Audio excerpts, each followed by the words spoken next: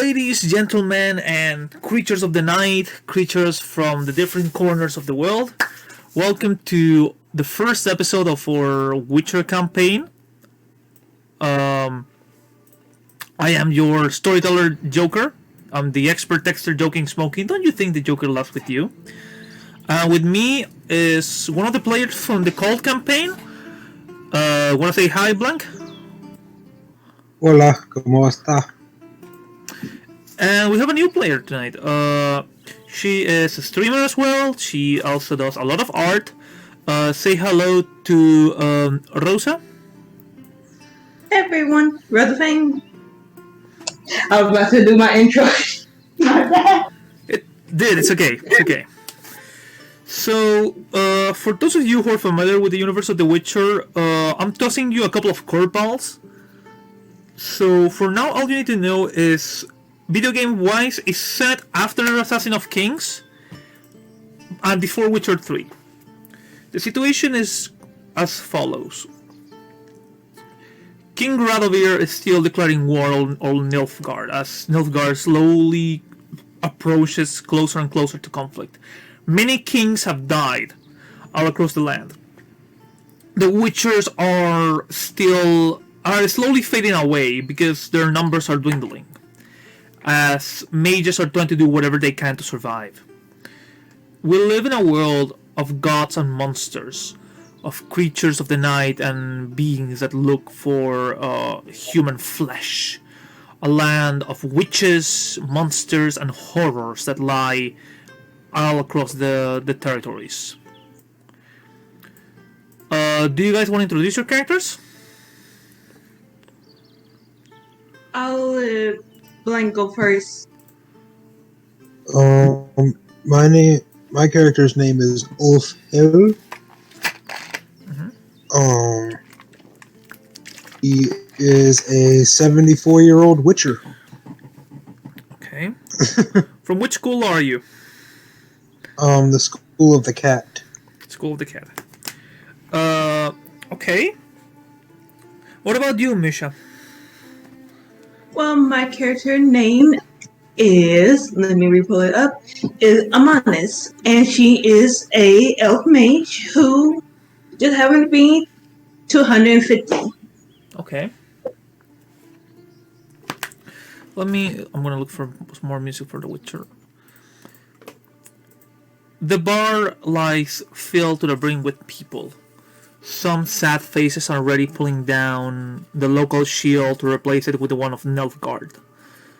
The somber drinking has been echoing through the walls as people just stare at their glass, not saying much. Some of the soldiers are partying, are dancing, knowing that the local forces were easily defeated. Your glass may be half empty, maybe half full. The dim light of the place is not so bright for you to notice, or to be noticed, but the locals know who you are. Couple of drowners went missing. A little pest, a little monstrosity biting here and there, a little annoyance that now is gone. It wasn't too much money, not enough. It's never enough. Never enough money for you to survive, never enough money for you to make do, but money is money.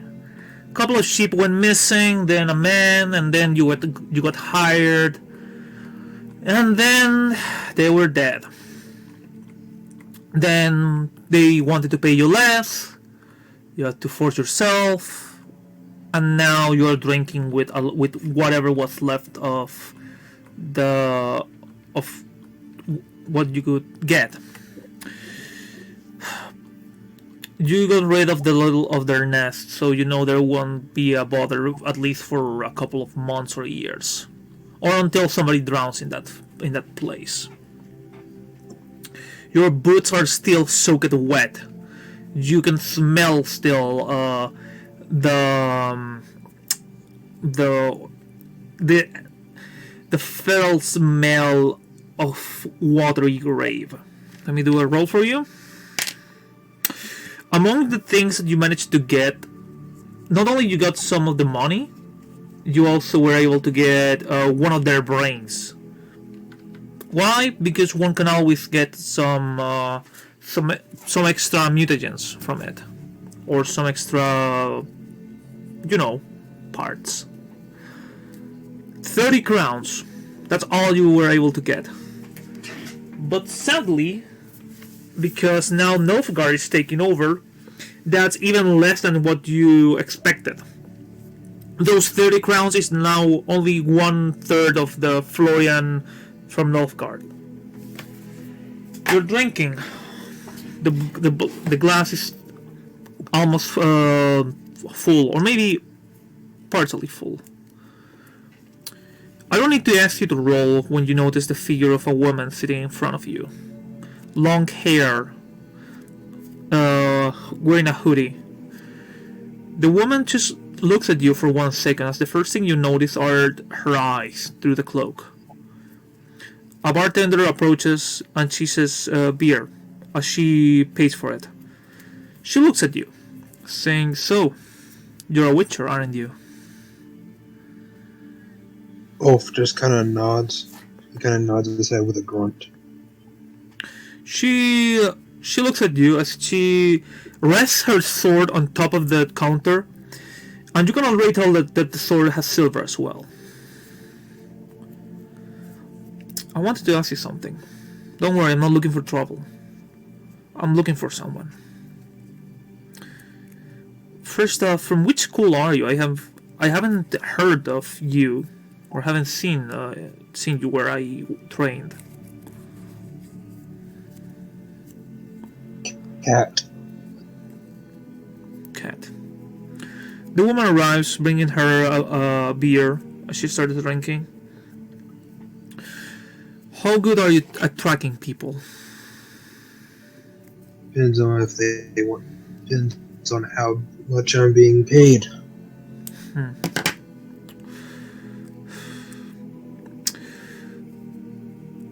I'm looking for somebody, but if you ever go to Novigrad, find me there. I'm looking for any hint or any clue that could lead me to his location. But don't worry, He gives another grunt with a nod. If you go to Novigrad, ask for the Sparrow. There's good money and there's good intentions in there. Oh, and also, I heard that some of the folks here tried to rip you off out of your payment, right? Well, that's what you get when war's around the corner.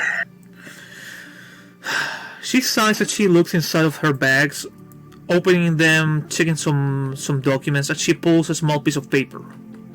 I was gonna take this one, but I saw that you were down in your luck. All in all, we have to cover our backs, especially nowadays.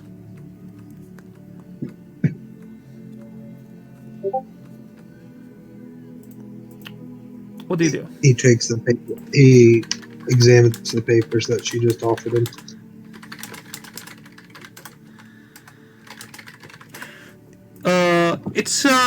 It's an official document from Novigrad. They're looking for witchers willing to deal with a pest. They're offering to pay handsomely to deal with this. 2,000. 2Ks for a bounty. Wolf kind of like raises an eyebrow. It's at 2K. That's not an average Witcher job. She looks at you. She says, I assume you can handle it. I have my reasons not to go there." I imagine you do. She stands up as she finishes the beer. She looks at you. She starts counting some florins, and she leaves not only to pay her drink, but to pay yours.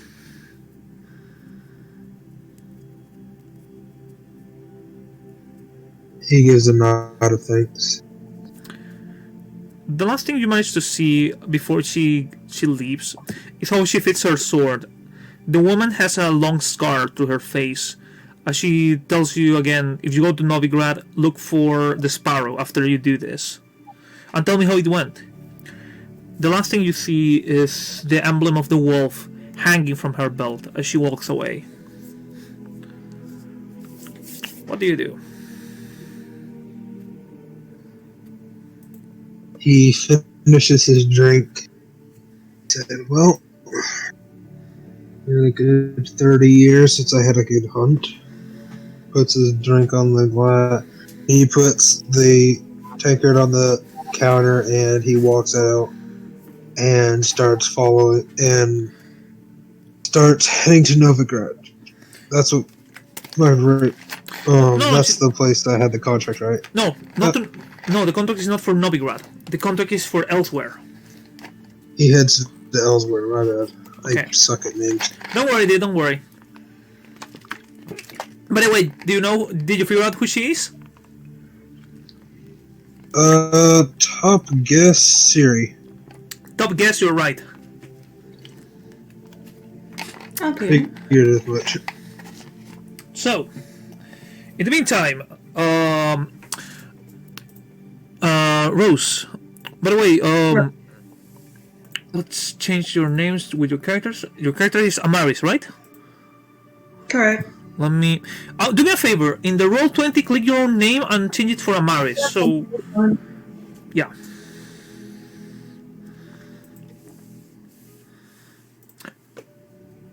By the way, I don't mind DMing to both of you, since the other guys are not logging on. So, they can drop in anytime they want, but I don't mind. So, Amaris, survival of the fittest is always a necessity. Survival is always a force to reckon with. Survival is always hard, especially when your backs are uncovered. Mages have been coming and going. Orders have been vanishing. Ever since the downfall of Ardusa, mages have been dealing in situations where they cannot cover their backs anymore. Where covens are coming and going every single time. Where other mages and witches and whatever has disappeared from time to time. Or have gone under. So, from Mirth to the Enclave to the Brotherhood, every major organization is either hidden or broken or lying underground. Right now, the only ones who can survive are those who manage to make alliances or who manage to get the right documents or selling their soul to the right devil. Somewhere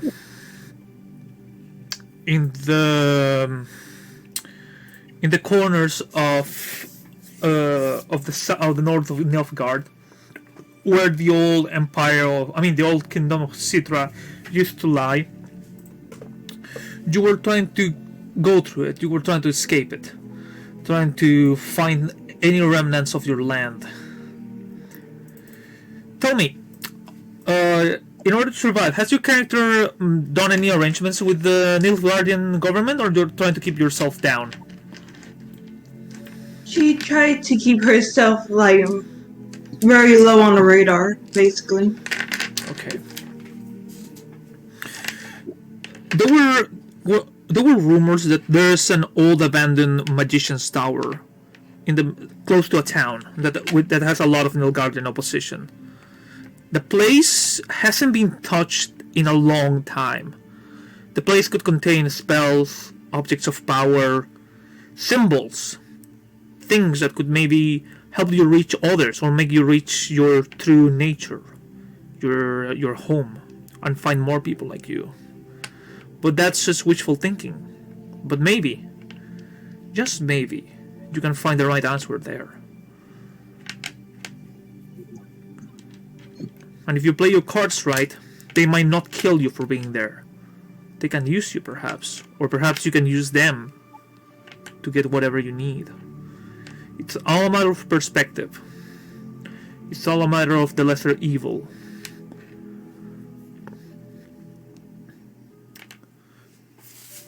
What will you do? Well, I'll see who can actually be trusted with this to help me, basically.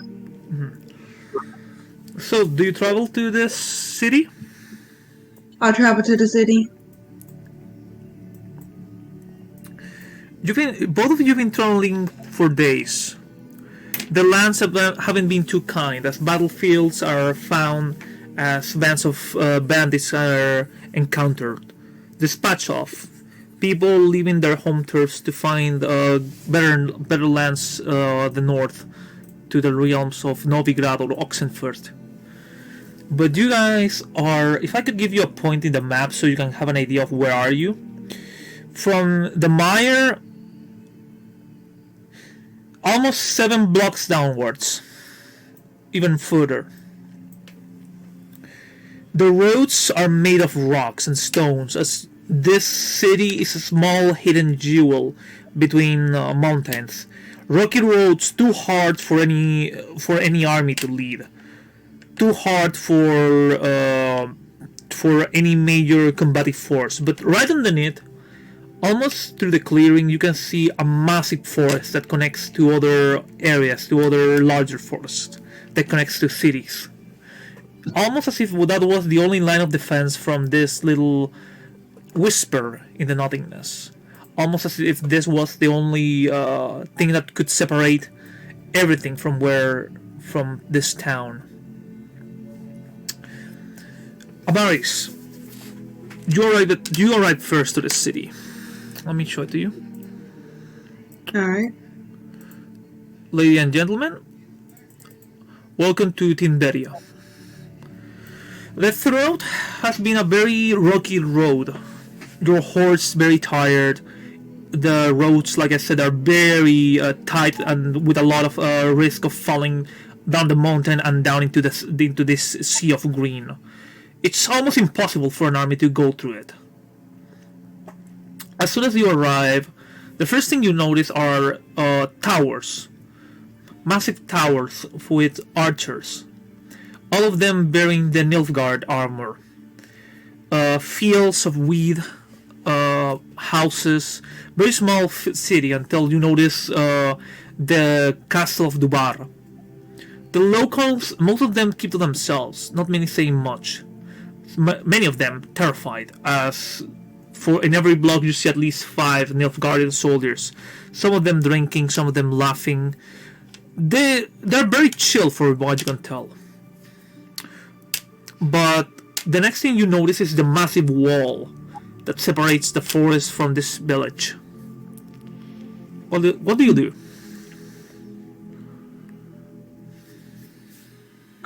Investigate around. Okay. Do you want to investigate? You want to gather clues or what? Please go into detail.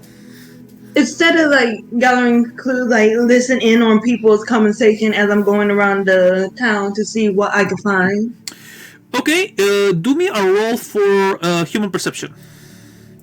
Human perception. Alright, let me pull it up. So go to skills and modifiers and rolls. Go for human perception and roll. Get me let's say 15 or higher. 15 or higher? Yeah, roll. So that'd be a roll 20. Yeah, roll 20, please.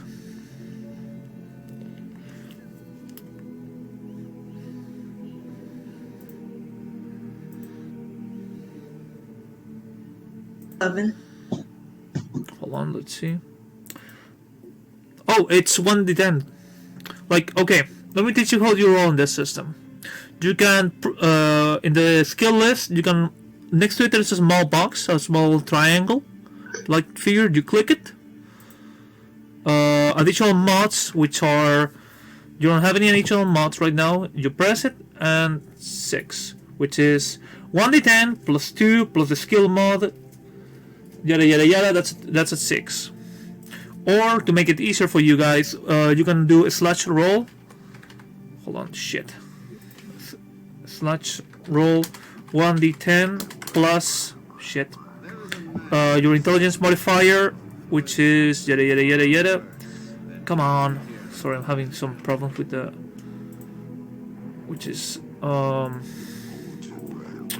Your intelligence modifier, which is 8, plus... Hold on. Plus your human perception, which is 2. So it'll be something like this.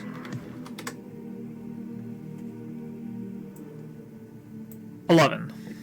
And the one is a critical failure. You can roll in whichever way you prefer.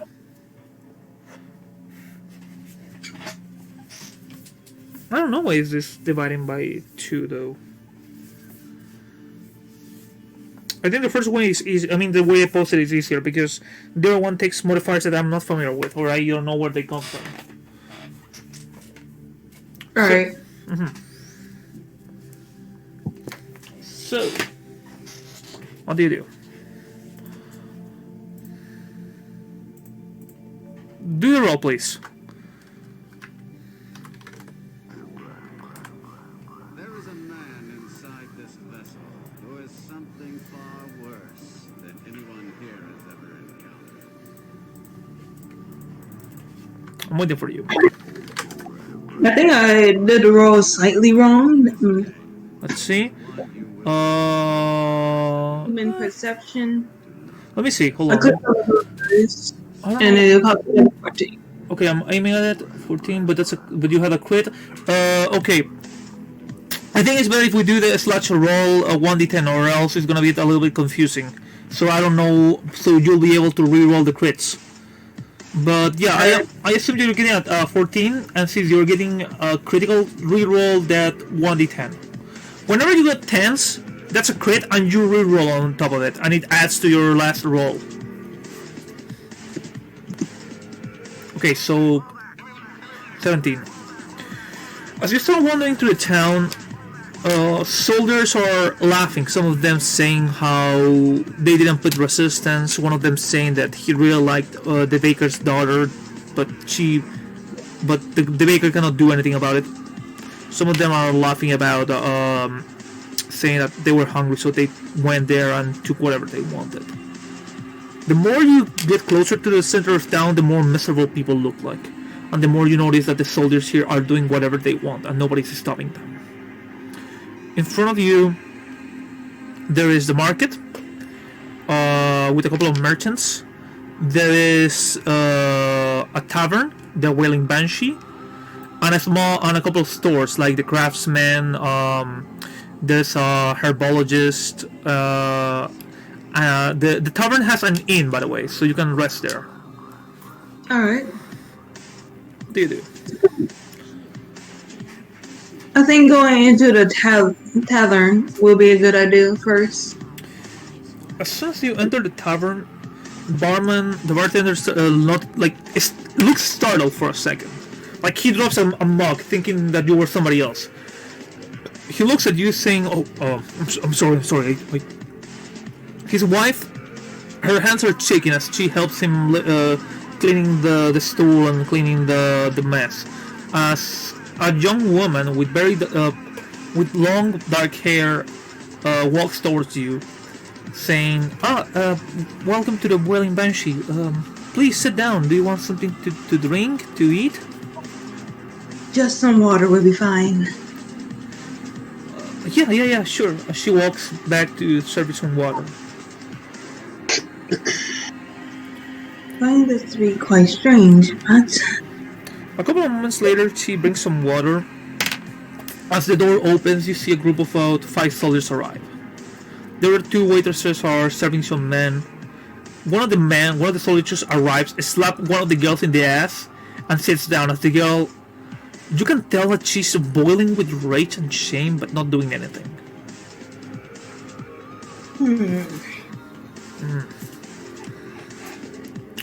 What do you do?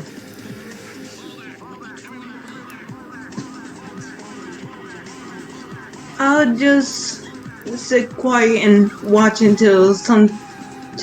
listen in on their conversation. Roll here for human perception. Alright.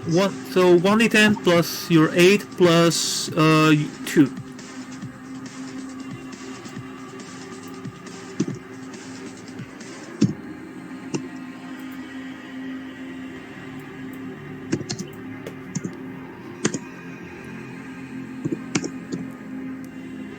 19! Holy crap, okay. You hear the soldiers, one of them a little bit more tipsy behind you. Not saying that, I mean, not doing anything to you. Him and his group are just talking. One of them goes, yeah, she was getting married, but I'm pretty sure her boyfriend loved to see a better man with his fiancée. Some of them laugh. One of them looks at his glass saying, we should cheer for Garrick. Oh shit. He went to the forest, didn't he? Yeah. Fuck. Where the fuck is that Witcher coming? We need him pronto. Yeah. How many this month? Between Garrick, Gerard, and Evans, that's about 8 this week. No, 8 this month. Yeah. Fuck. Yeah, but at least we have all the ladies we want, even if they don't know that they want us. Yeah. Yeah. What has the general said? Has or guest said anything yet about that thing? No. But I heard that Captain Colville is ripping his nails as we speak. Yeah, that fucking bastard. Oh, by the way, are you gonna be part of the execution? What? Who's getting executed today? The physician. No, you're kidding me. What did he do? Well, apparently one of our guys got injured. Like, he broke his arm, so the physician decided it will be a good idea to amputate his arm. So, treason. Treason? Oh, when? An hour or so from now. Is he going to the wall? Yeah! Oh, come on. Alright, let's get ready. The group of men stand up, they look at the bartender, they say, add it to our tab. But sir, what was that? Yes, sir.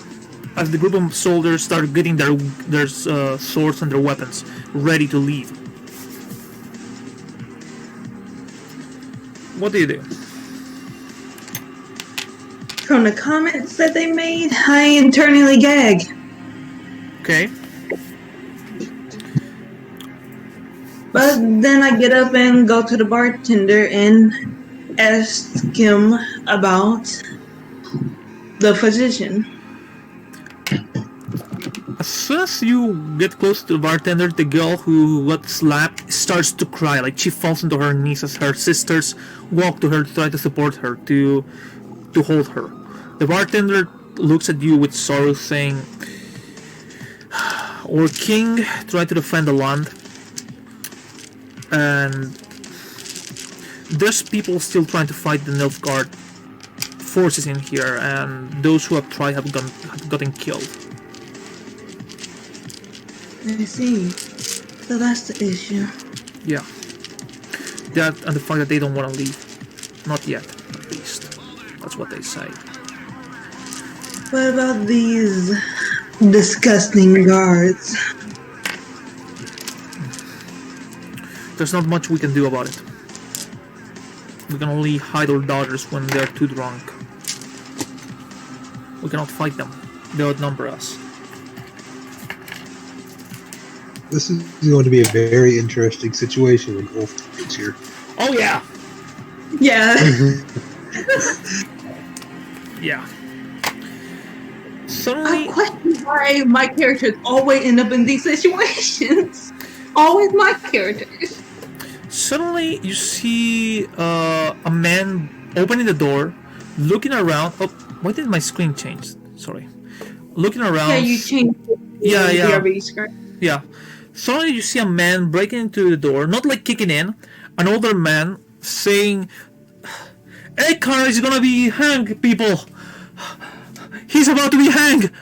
Come to the wall quickly! As you can see the guy running around saying, there's gonna be a public execution.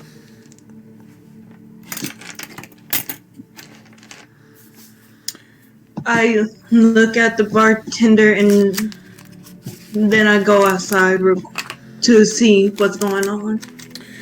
You see the bartender like slapping the counter with his rag, almost defeated, as you go outside. As you start running towards with the rest of the people, not running, some of them walking from, let me give you an idea. Mm-hmm. From there to here. Between the houses, you suddenly see this massive wall with small windows. As in top lies a man bound by his hands with a rope around his neck. Roll for... Let me see, what skill can you roll here? Will plus... courage. Courage? Yeah, courage plus will, yeah. Courage plus will, so that would be... Roll... 10... Plus courage...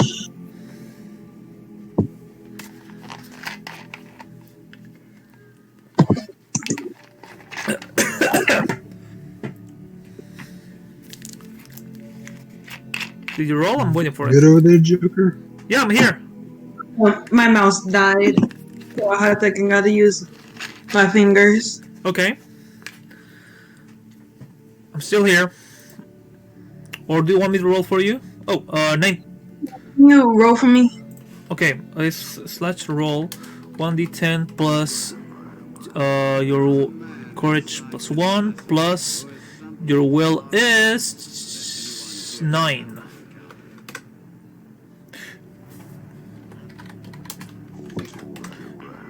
$26. Everybody's scared. Everybody's afraid as the man looks up almost proudly. An older man, frail. His clothes is still covered in human blood. As you can tell, that the man didn't not only kill somebody, but he was a physician. Like they arrest him while working. Some of the women covering their children. Some men looking with rage and impotence. As a group of 7 soldiers lie on top of this wall, about 10 underneath with long poles, keeping the crowd under control. A massive man with 3 scars over his face and part of his teeth exposed through a long cut looks at the people saying, Dr. Elk of Oxenford, for your crimes against the Nilfgaard Empire, how do you plead? The man looks up, saying, I'm free. Carry on the sentence. As one of the men just pushes him off. The man just falls, and for a moment or two you can see the terror on his face. His body getting stiff and ready, as suddenly you hear as his neck snaps. His body dangling and kicking for a couple of moments. As around him you see a group of about 6 people also hanging. You can see the crows flying away from the bald head of a man after pecking his eyes. His clothes all very chivalrously, like a knight, but with gold and some jewels that were removed from him. A crown of thorns over his head, as his scalp is already being pecked by the crowns. His wife also hanging from her neck, also wearing very fancy clothing. As now you see what happened to the king and his wife. As the sergeant looks down to the people, he screams, "All glory to Nilfgaard!" There's nothing, there's no reply, except from the soldiers. The soldiers with the poles aim even further towards the civilians. The civilians, scared, shout back, "All glory to Nilfgaard!" And in between them, between the massive gates of the wall, you can see this ocean of green and this crumbling tower looking back at you. Ulf! Blank, you there? Oh, yeah, I'm here. So am I walking in or am I riding a horse? Just question. Good question. You're riding a horse. Free horse for everyone. Yeah, tell me about it. These things are expensive. Yeah. Yes, they are. As he sees the people hanging, he kind of gives like a look of disgust and then a sigh before moving into town. Just like continuing on into town. Yeah, from where you're standing, you're around this. Hold on, check the map. You're around this part, but you manage to see the body being pushed. As soon as you're walking in, you see a group of soldiers approaching you as they're getting ready to draw their swords. But one of them notices your necklace. Hi, you're a witcher, right? He just nods his head. Ah, shite. All right, go directly to the castle. General Levitt is waiting for you. He just says, "Where's the nearest tavern? I need a drink." Oh, next to the market. He just nods and hands him the reins to his horse and says, "Take care of this one." The guy just looks at you, looks at the horse, as he just nods, taking the horse and guiding it to stables with the other soldiers.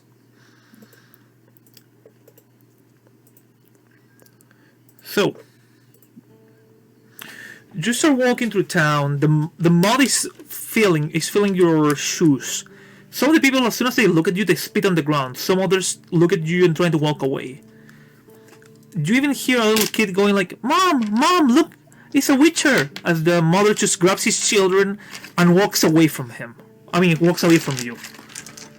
You didn't hear some mothers whispering, not cursing you, but saying, "Please, gods, don't let him take him away," as you walk to the tavern. The moment you open the door, you notice the bartender freaking out, scared for a moment or two. But then he relaxes a little bit. Just a little bit.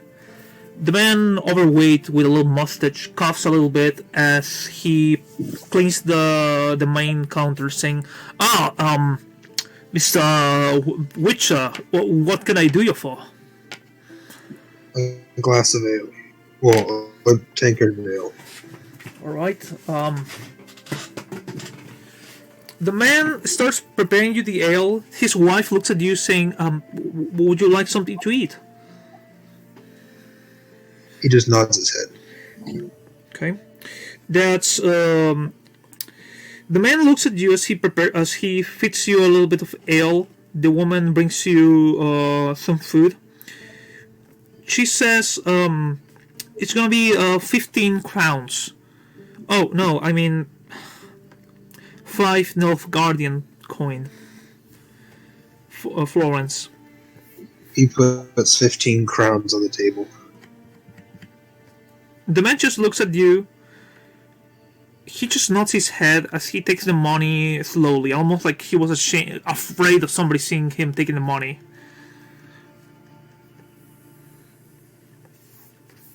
What do you do? I'm just like calmly sitting there, drinking my ale and eating my food. Kind of like listening in to what's around me. Okay, roll for human perception. Human perception. Yeah. This, so I can see what my human perception is. By the way, I'm calculating. Seeing the rhythm of this game, this episode might take 2 or 3 sessions. Alright. Okay. That's good to me. Computer, please stop being stupid. Roll. There it is. You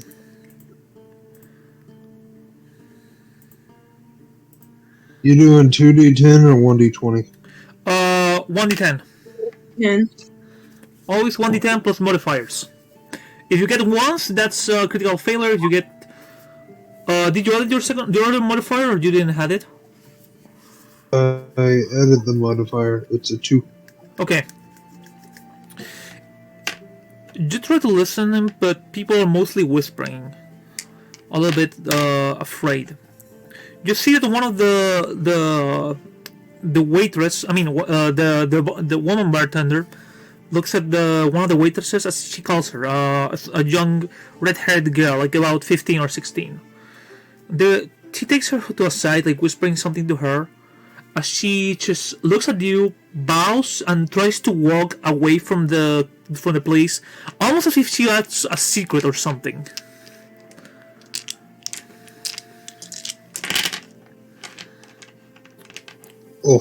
Follows out of curiosity. Do you follow her? Yeah, he follows her out of curiosity. Okay. Roll reflexes plus stealth. I mean dexterity plus stealth. Yeah. Sorry, that was dexterity plus stealth. Sorry. No problem. Okay. This one. You said dexterity plus stealth? Yes. You have a stealth 3 and dexterity you have 8. So I have 1d10 plus 11. Yeah.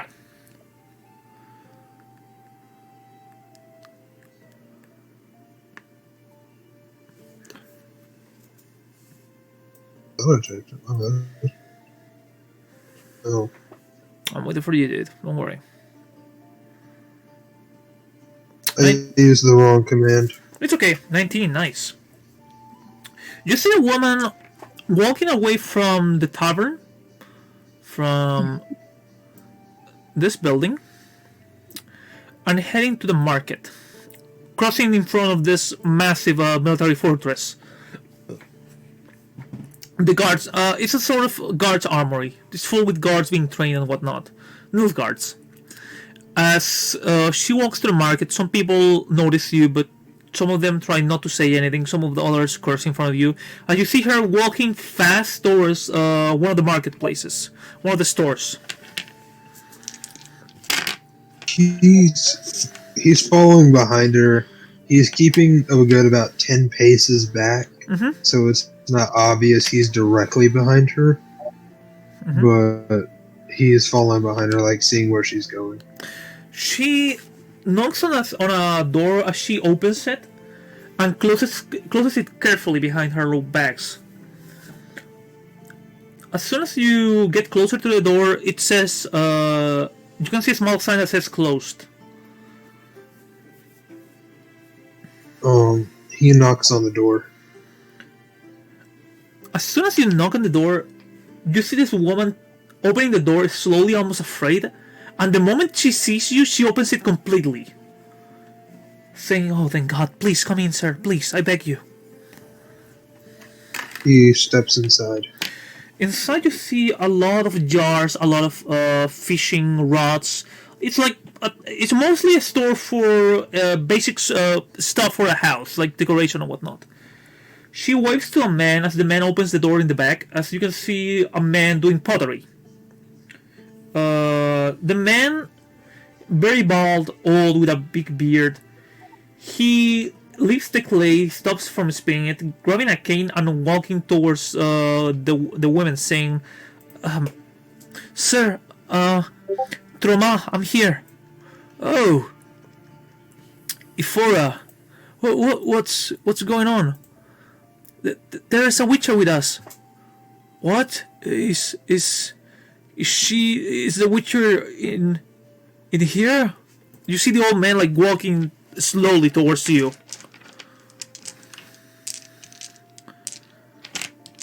He kind of looks at Amora. That's her name. Imora. Yeah, that's Ifora. That's the name of the girl. Ifora.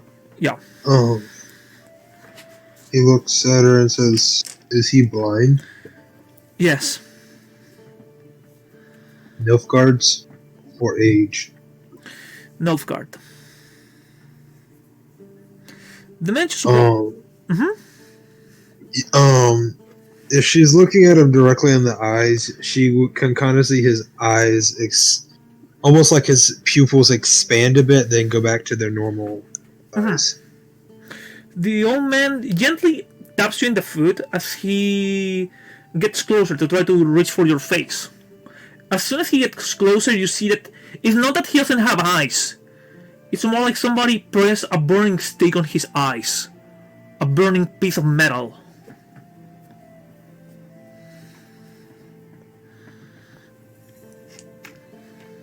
He doesn't mind the markings, but he lets him touch.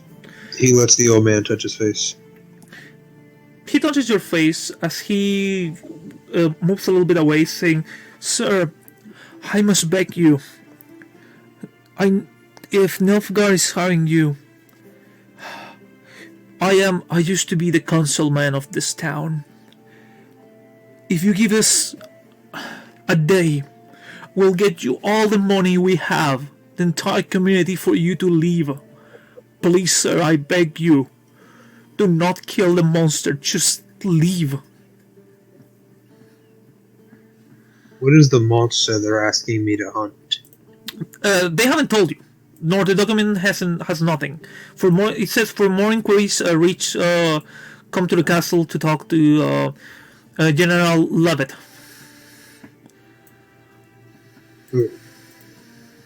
He looks at the old man and says, "Let me see what they're asking me to hunt. Because whether I hunt it or not, pay isn't always the factor. The factor is, even if I kill it, the Nilfgaards will kill you. Don't kill it. There's no guarantee it won't kill you too." Very well. But if you need to speak to us, I'm always here. The girl looks a little bit disappointed to your words as she helps the old man to sit down back in front of the pottery. What do you do? He gives a nod at the girl and leaves the house and heads towards where he was asked to meet the general. Let's see. Amaris, what do you do after seeing this public execution? After seeing the public execution, I decide to head further into town Okay. to talk to probably somebody higher up, at least. For what you saw, the guy that hanged the civilian was, the traitor, he's a sergeant. And you have heard and you already saw that there was a king and a queen hanging from the wall. So you can deduce that there must be other officers in here that are higher rank. Right. Do you ask around or something, or you just wanna go there? What do you do? Go for it. Just go straight to it after seeing that. Okay, so you start walking towards the castle. Right. You start walking towards the castle, thinking about what you just saw. The closer you get to the castle, you see poles with bodies and skulls hanging from them. But further away, in the path that leads to the castle, like by the door gate, you see another man heading there. Ulf, wanna describe yourself?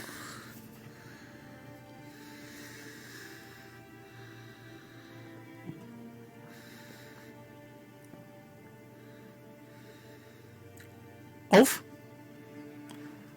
Blank. Sorry, Yeah. my mic was muted. It's okay. Dude, Don't let the same thing to happen to you that you know what happened with the cult when you were having a very epic description and you had the mic muted. Yeah, I remember that. Yeah. My mic flips up, and if it flips up even slightly, it cancels any noise. So whenever I move my hands when I talk, sometimes I accidentally tap it and it cancels it out. Right, I get it. Some mics does that a lot. Sadly, I'm not using a mic. You know what? So you see a relatively tall man standing about 6'6". He has thick black clothing with a small cloak, and that's pulled down, and you can see two sword handles sticking out the back. Spiky white hair, like with blackish tips, and he has if you were looking at him in the face, you could see his eyes resemble that more of a cat more than that of a man.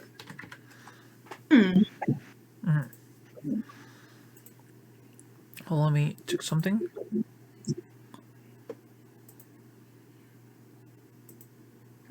Oh, it's not playing. Anyways, you see this figure getting closer and closer to this town, to this castle. As outside, there's about 8 soldiers. One of them points his alabar towards you, but as soon as he notices the 2 swords, he puts it down. The man looks at you, saying, "Ah, you're the Witcher." He just nods his head, yeah. All He right. doesn't speak to him. General is waiting for you. Do you notice that he looks behind you to see something, and he just says, "Is she with you?" Ulf turns to his head to see who they're referring to. Amaris, So describe myself. please. Alright, basically you see a black, long, curly haired woman with a silver streak in the front of her hair. She had something like a beetle amulet around her neck and tall, dark skin, but not too tall, shorter than you at the least. Okay. So, what do you do? He just shakes his head no. As soon as he says no, you see this man shaking his head. Some of the soldiers step between you and him, saying, "Sorry, ma'am, you have to leave." I see how it is. Who said I probably wasn't going to help you with your little problem you have? But alas, Do me okay, this is social combat. Do me empathy plus. What are you trying to do? Are you trying to seduce them into into letting you on, or what are you doing? Or persuasion? It's up to you. It's your character. it's a persuasion. Okay, so empathy plus persuasion, and give me a minute. I'll be right back, guys. Alright, Okay, you can roll. Don't worry about me. Be right back.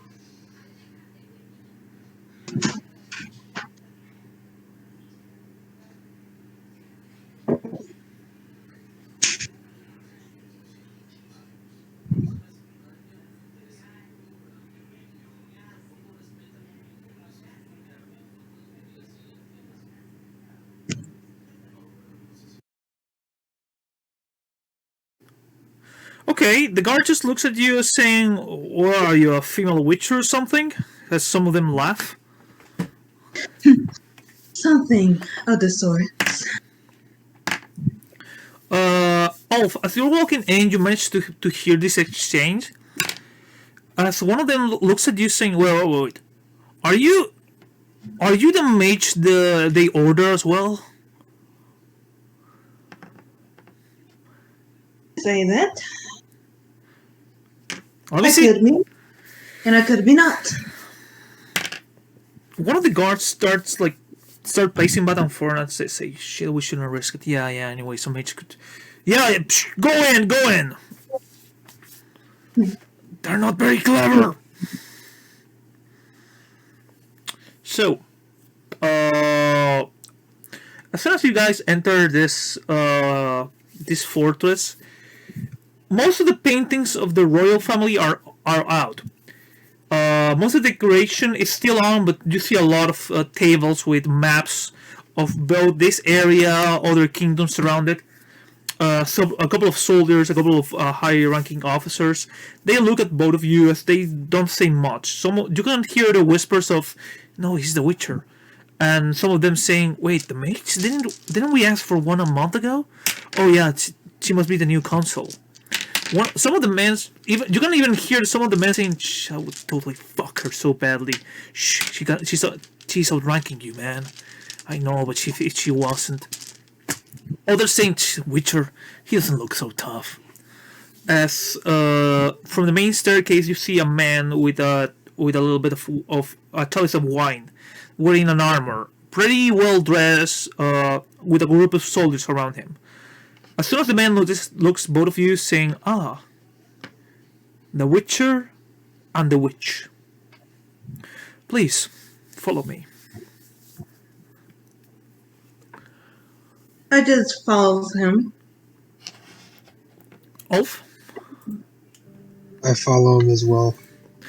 He takes you to an upper chamber where you can see the town, and from where you are, from that window, you can not only see the town, not only the walls, you can see the forest of green, parts of more yellowish green, a tower falling to a side, hundreds of red trees, and a massive decaying tree with exposed branches and not even one piece of grass, nothing.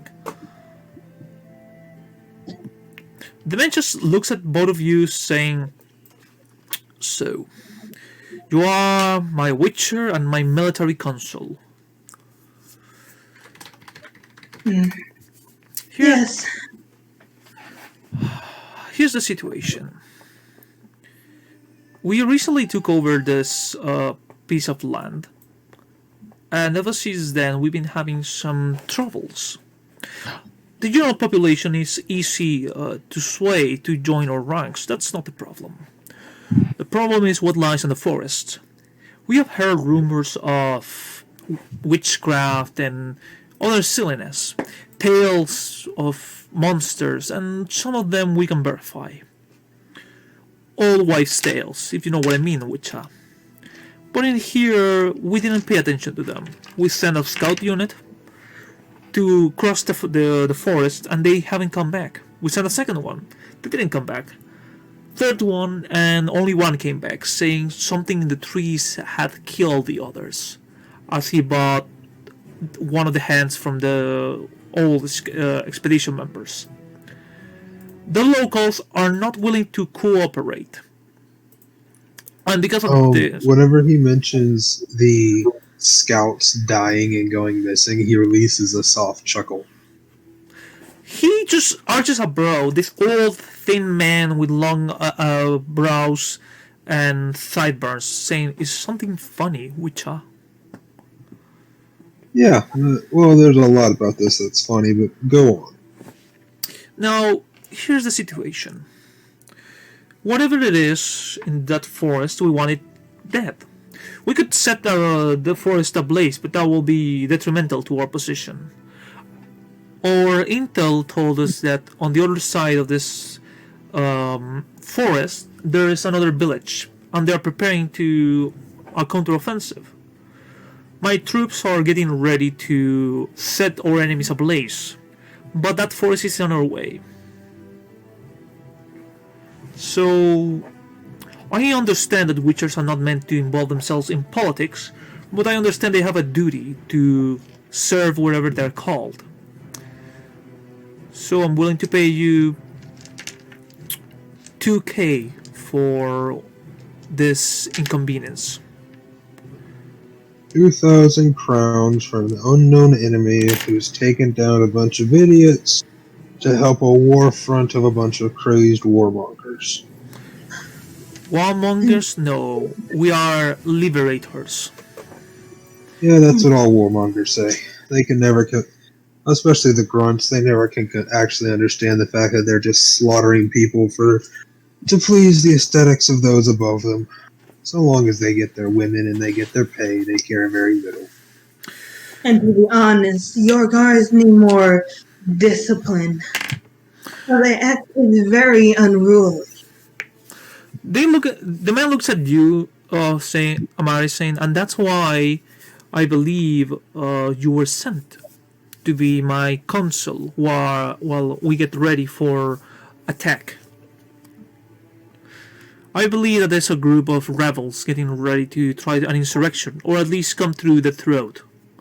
And we need mages to help us deal with that problem. I see. Ulf just chuckles again. So, you have all my resources to your disposal to get rid of this creature.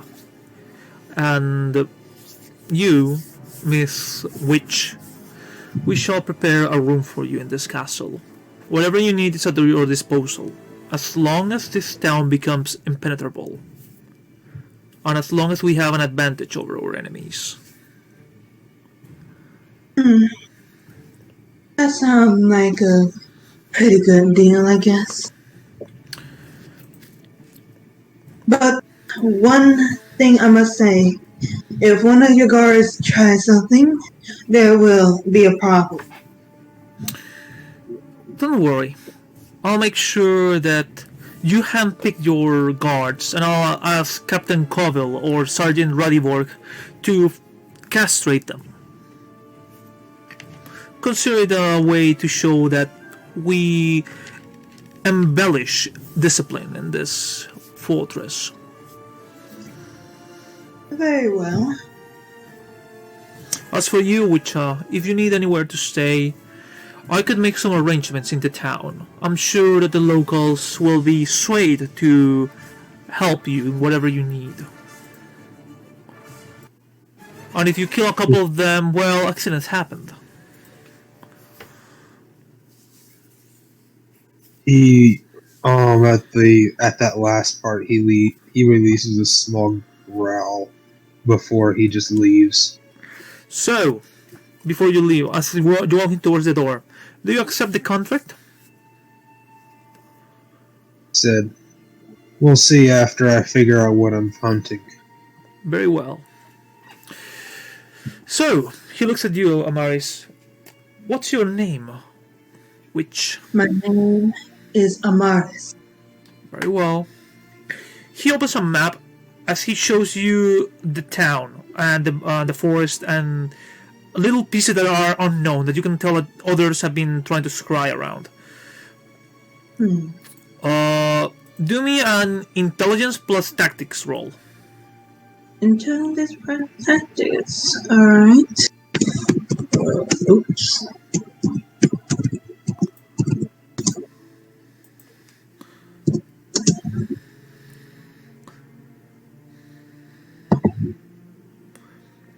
Okay. It's a little bit hard to figure out at first, but the man starts mentioning how they have around. By the way, sorry, my numbers in English is not very good. Around You said tactics, right? yeah. That would be in intelligence, 8. Mm-hmm.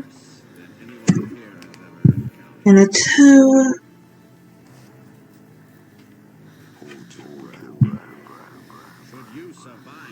Four. Did you roll well? Okay. Oh, it should be. How can it be 4? Strange. Yeah, no. He mentions you the number of soldiers that they have around, and some of the siege weapons, but your mind starts trying to figure out the map and the plan, and how the throat is the only way to bring soldiers in, at least from this side. And behind the castle, there's nothing but mountain. If they were to bring soldiers in from Novigrad, it will take them a long time. Like a couple of months, and through the throat is a couple of weeks. And to move from here to the other kingdoms, it will take them about a week. If it wasn't for the forest.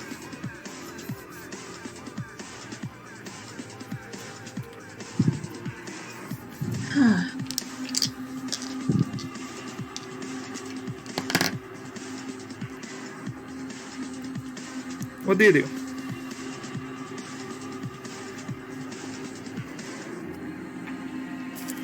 Try to look at. I asked him, is there any other way that you could go that could be quicker? Only through the forests. Like, if we manage to take down this creature, that forest will become our short point, and it will allow us the surprise factor against our enemies. I see. And the river is too shallow for fleets.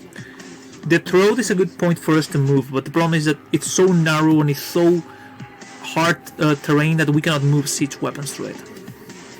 And moving an army would be too easy. It would be too risky.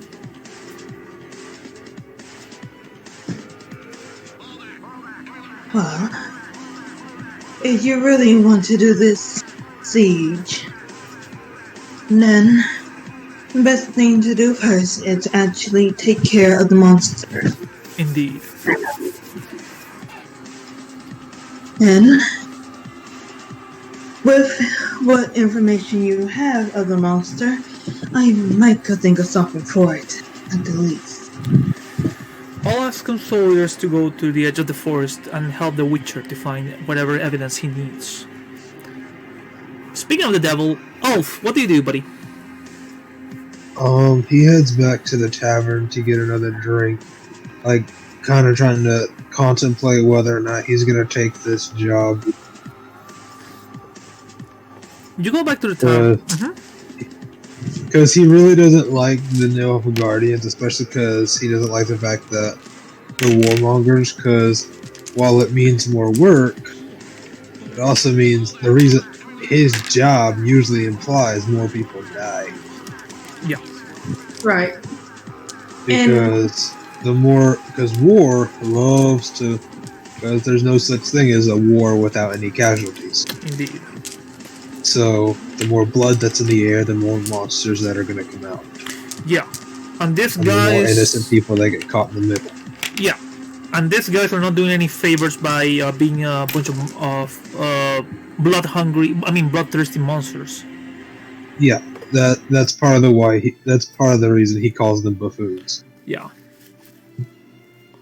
And as I could tell by how she's acting so far, she's very stern in what she wants, basically. Mm-hmm. I have a feeling Ulf and Amaris are going to get along swimmingly.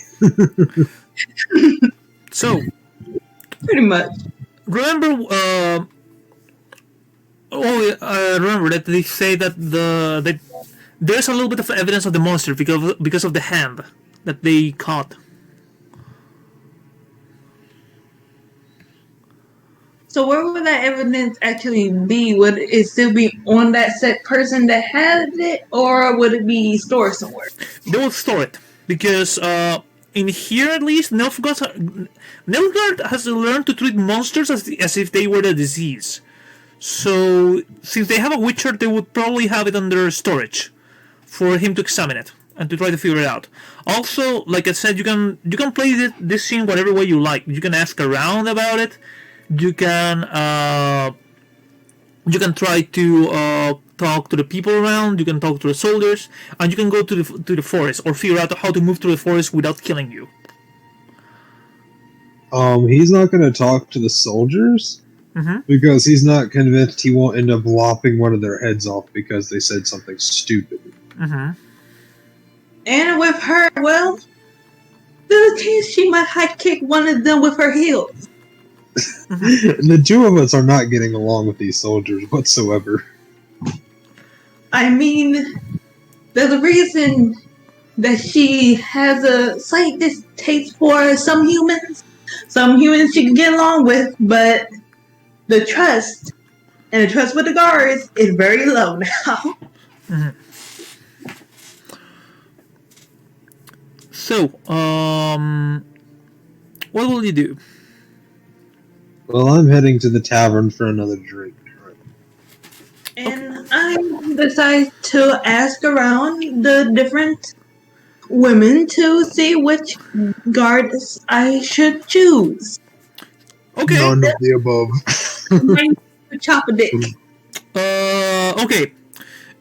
You're drinking, so that's going on. In your case, Amara, do me an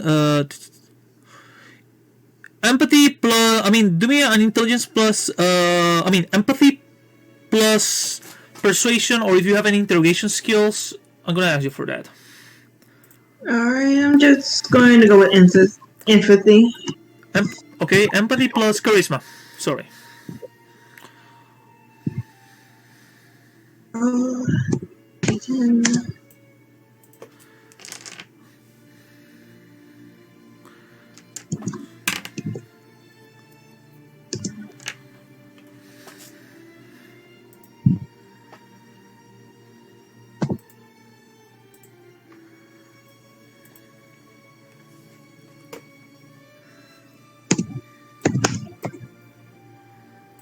$18. 18. Just start asking Okay. around. Wrong with my last roll. I didn't put a plus between the 10. That's why. So, just start asking around. Some of the women tell you certain soldiers you shouldn't trust some of them.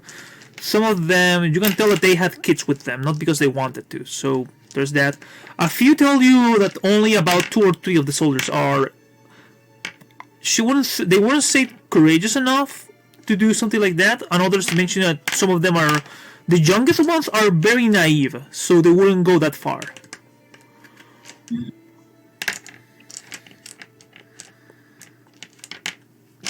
But what they tell you is any soldier that's directly under the orders of Sergeant Radovic, stay away from them. Sergeant Radovic is the guy who killed that man. Any soldier under Captain Covell, they will follow to the word. They won't, if they are not ordered to do something, they won't. And those who are directly under General Levitt Brint, some of them were inquisitors for the Lasting Flame Order, so they're very fucking sadistic. I see.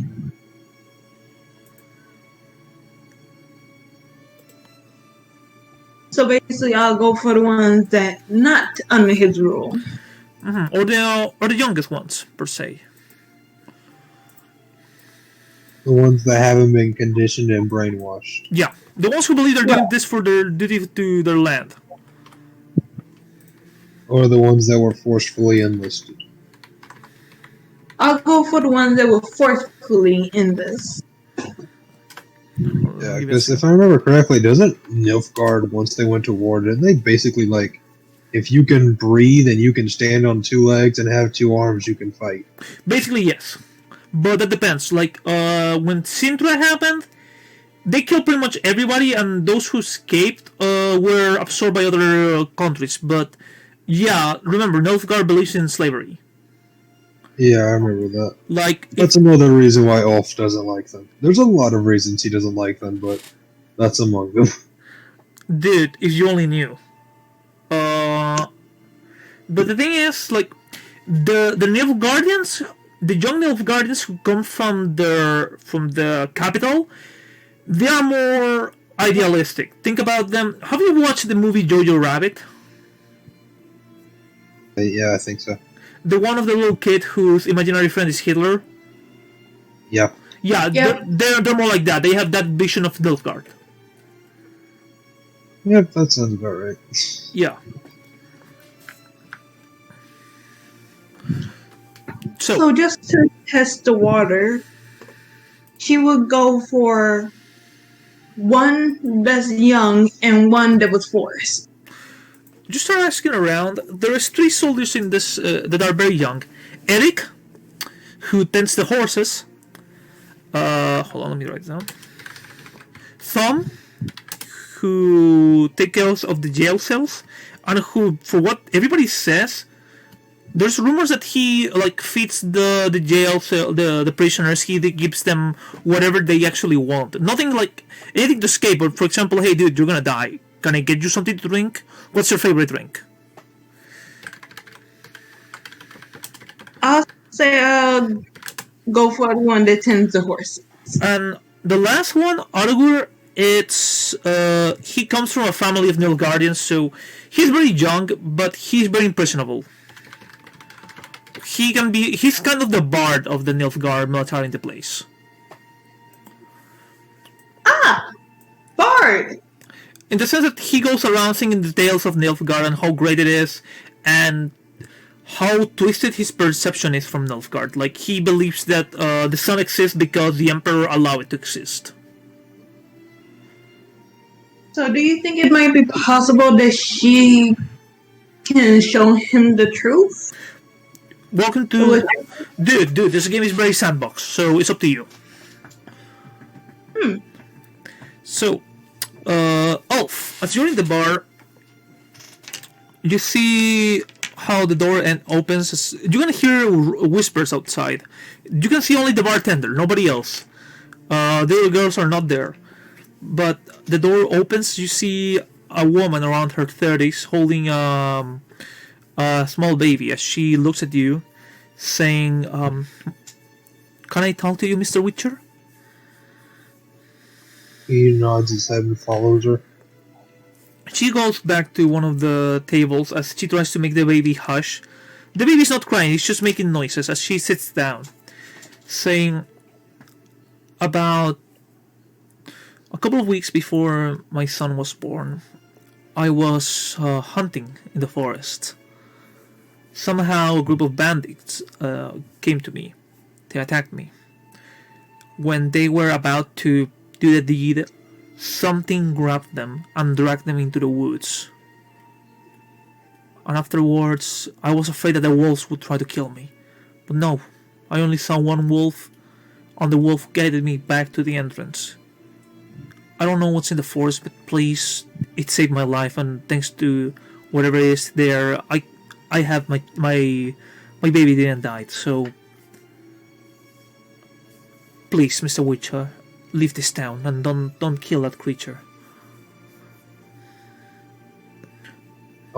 He kind of just sips his ale, and he's like, "What I've heard, looks like I don't have much. It doesn't look like I will have to do much killing." Just I'll give some of my money to the council so we can make a pot for you to leave. There's more people around here that have been saved by that creature. He kind of looks at her and says, "I think you're misunderstanding something. Mm-hmm. The Witcher's only paid if I'm ordered to kill. I don't have to be paid to leave."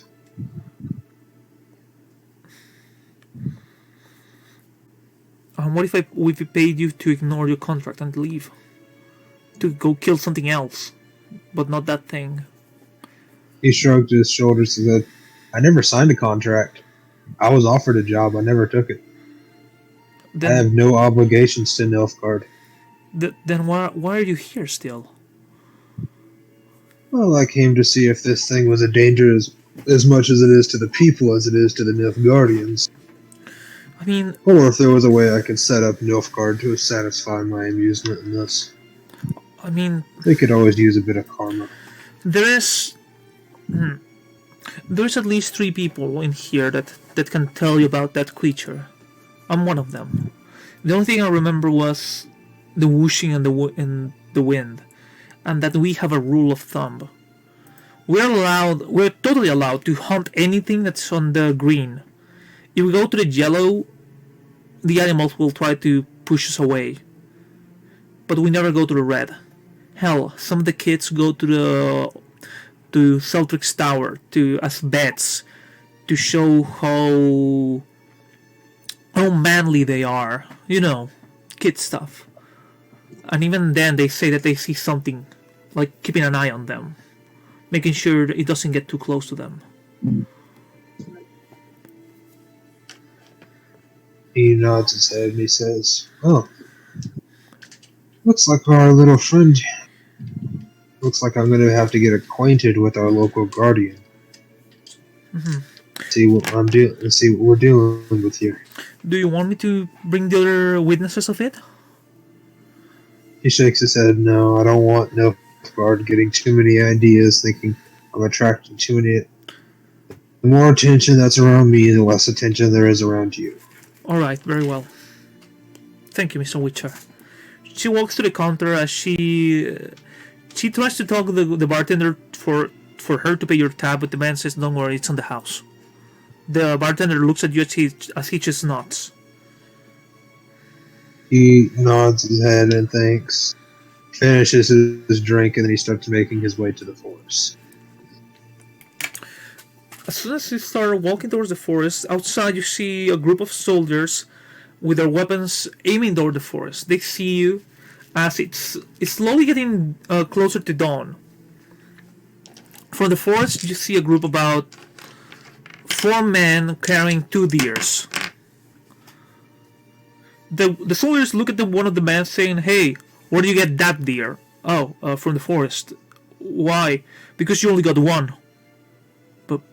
But I said you just got one. The soldiers get close to the men, some of them drawing their swords as they drop the carcass. They Ulf,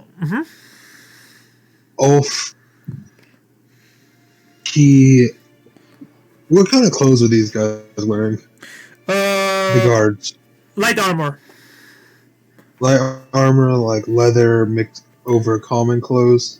It's more like leather, but with the stamps of Nilfgaard and with all those spirals and stuff like that, and a blue uniform underneath.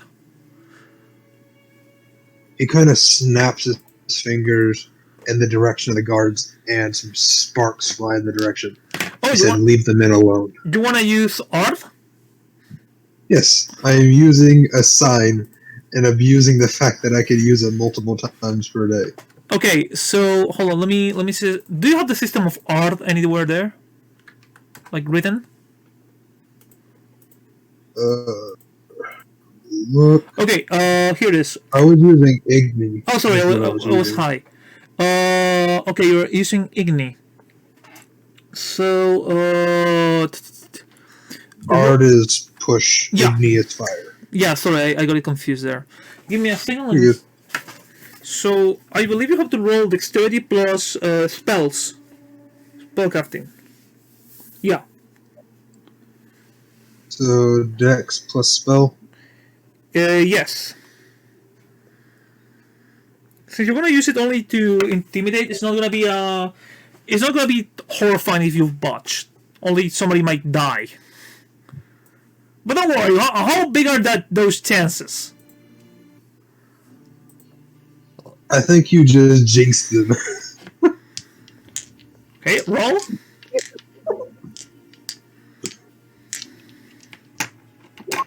$16. 16. You snap your fingers at some of them. Oh, shit.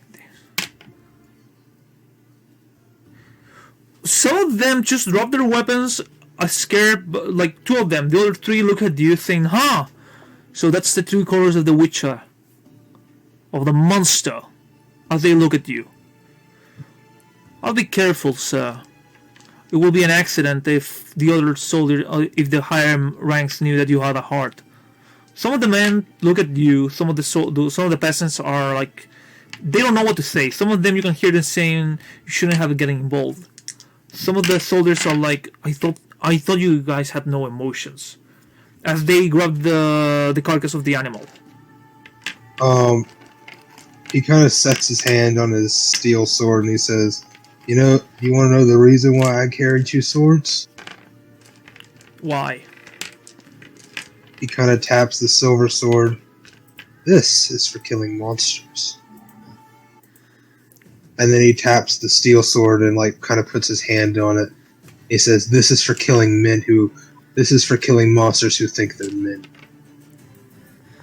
Roll charisma plus intimidation.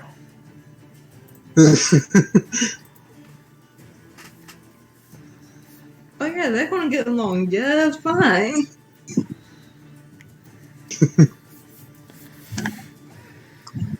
Let me see the stats of.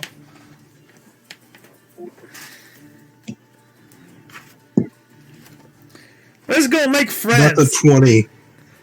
Not 20. Okay, that's good. No, It's not a nat 20. It's It's just. it's 8 plus 12. Let me roll for their courage. So, will. Holy fuck! Please tell me they got a nat 1. Please. They got a nat 1!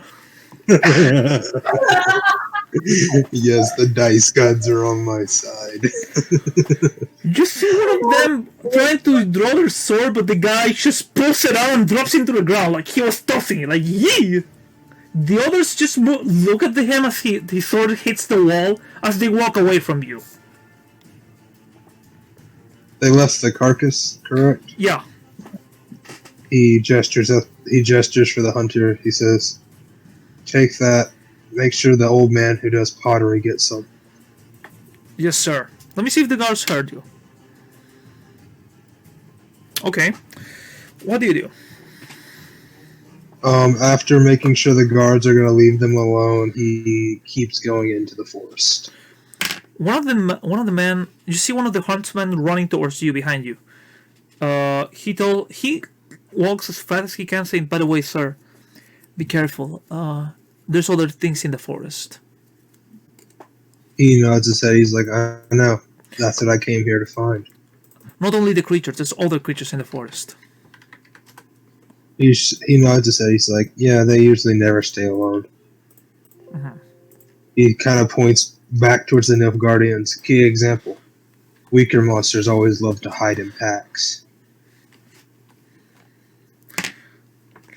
Hey, Amaria, we need to call an ambulance because somebody was burned.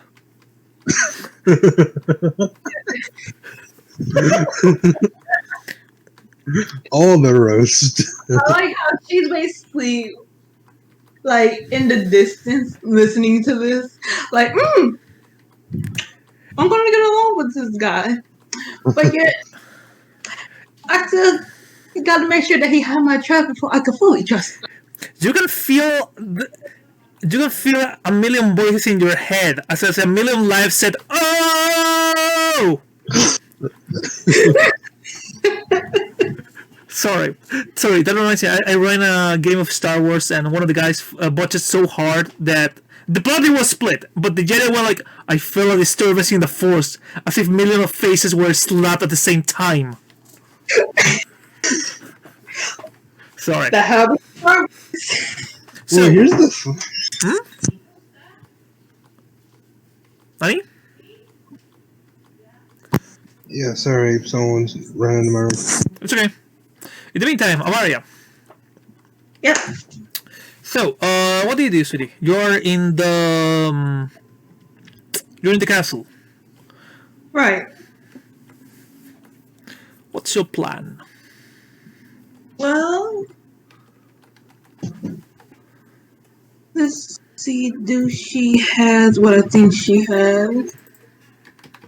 Also, what I was saying before someone came in is, as a Witcher, he has a very unique perspective.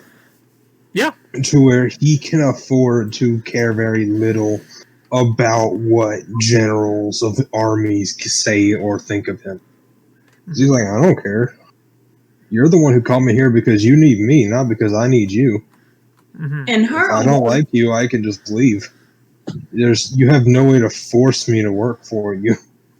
Unless, if you want this job done, you can't really do much. Mm-hmm. So, what's your plan, guys? What will you guys do? He is currently exploring the forest. My plan is to look around the castle. Okay. Anything in particular you're looking for? To see if there anything that could give me some information on this head guard. On the commander, on the sergeant, or the captain? The one that leading the the drunken fool. That one is the sergeant. The sergeant, I guess. Yeah. As you're walking through the castle, do me Intelligence plus human perception roll. All right.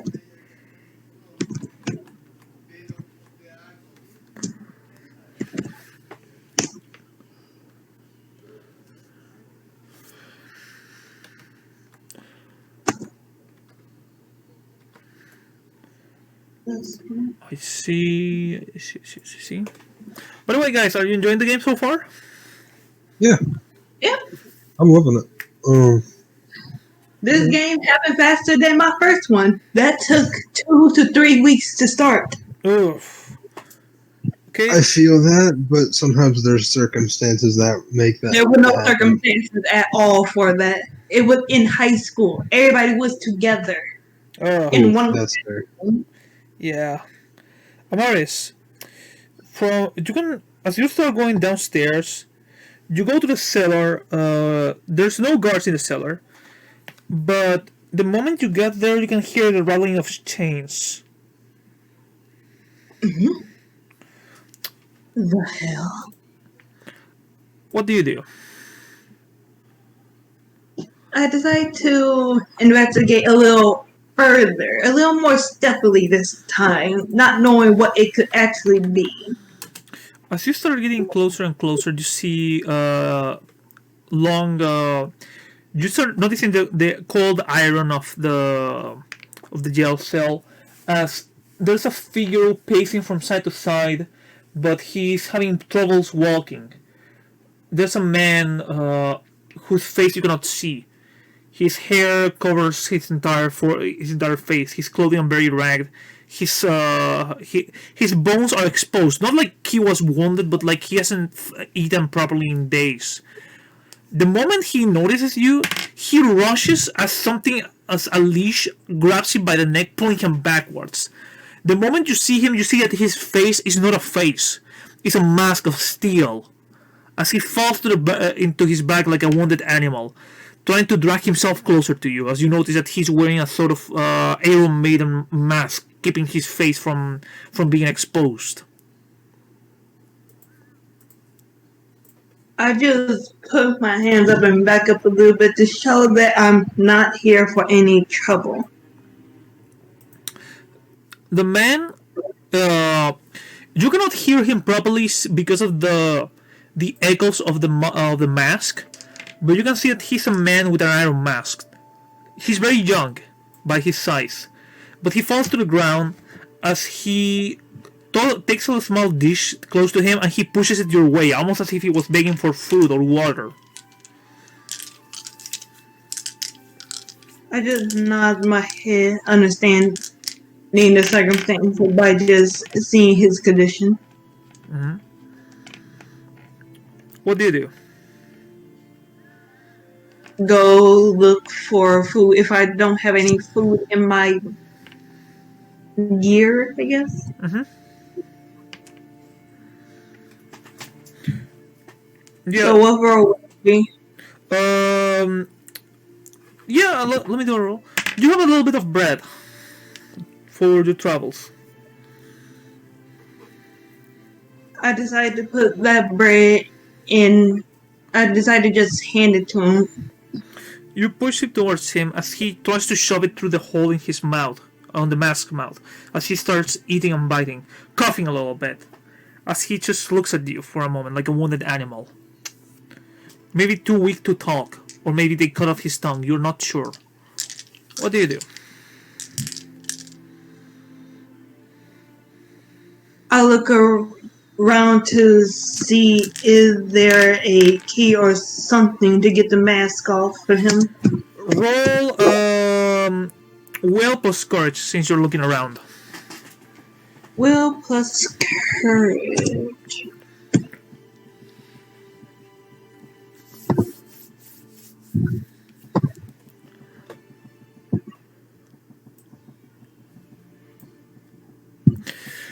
You hold yourself when the first thing you see around you is some long table, almost like a dinner table. The milky eyes of the girl looking in front of you. Her hair golden falling to the sides. At first you think it's the head of a doll. And you forgot to add the plus one in between. Yeah, I see it. Yeah. hold on. Hold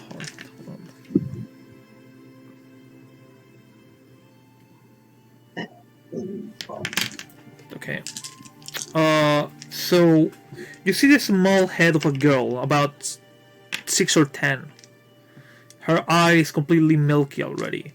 Next to her, the head of an older man, the head of a woman, about the age of this guy, the head of different people, around 5 or maybe 6 heads that lie hanging from that place, looking at him, almost as a taunt. As the man just looks at the heads, he just falls to the ground, crying to himself.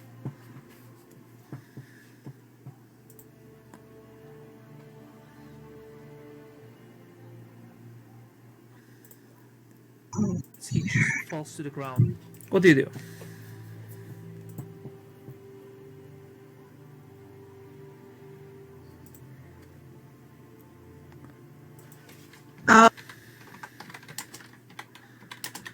Show him that I at least understand that there is a pain going through him.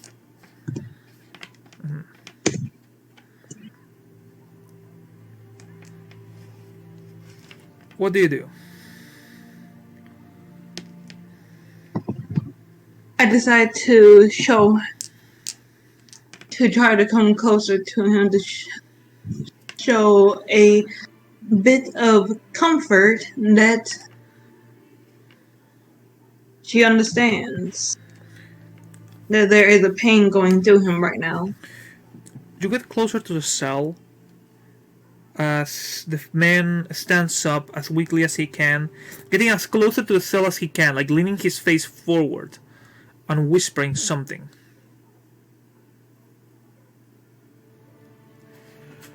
Kill them all.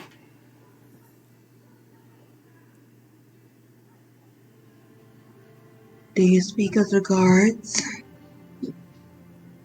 Kill them all.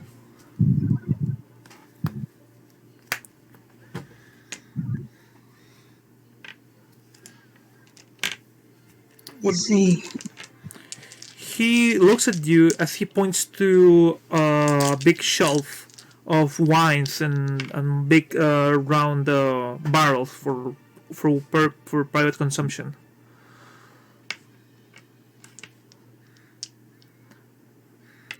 Are you trying to tell me to put poison in it or something?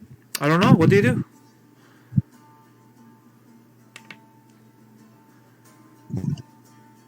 I guess I'll roll a intelligence to see what he's talking about. Roll. Intelligence plus deduction.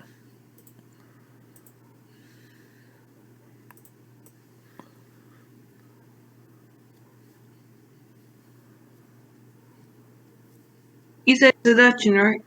Nani? What? You said social acolyte or which one? Intelligence plus deduction, and you have deduction 0, so that's intelligence plus 1d10, and pray to your gods.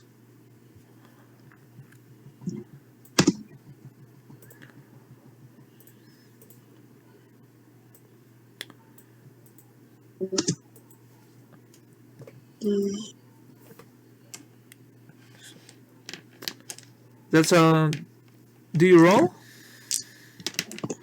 I did, but an error happened. Okay.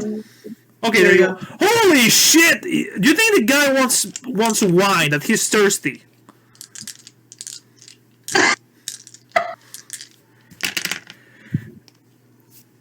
Meanwhile, Ulf, what do you do, buddy? Hey, so I am currently looking for the creature. Do me a roll of intelligence plus investigation or tracking. So, intelligence plus what? Hold on, let me see your sheet. So I always mix up the skills. So Intelligence plus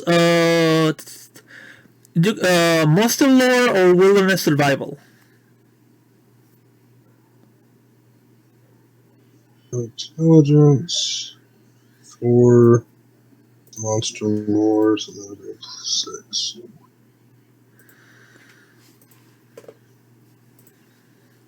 Oof. Holy crap! Okay, roll that 10 again. What's up? Roll that 10 again, because that's a crit. Okay. Yeah, Yeah. Roll it again, you motherfucker! You evil fucker of mothers! Please dang it. It says 29, holy crap. Okay, shut up, you piece of shit! Just instantly figures out the creature, its hiding space, what its habits are.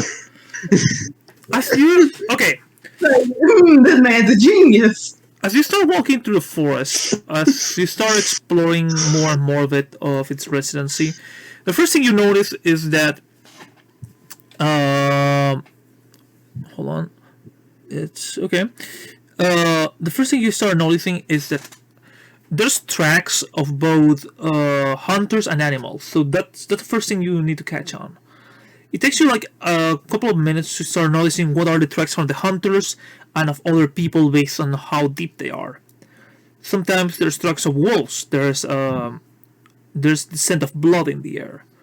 As you start getting closer and closer to these places, you can see wolves already eating some deer or some rabbits. As soon as the wolves notice you, they try to walk away. You start examining the carcasses of the animals, and you can tell that, yeah, they were killed in natural ways. There's nothing strange about it.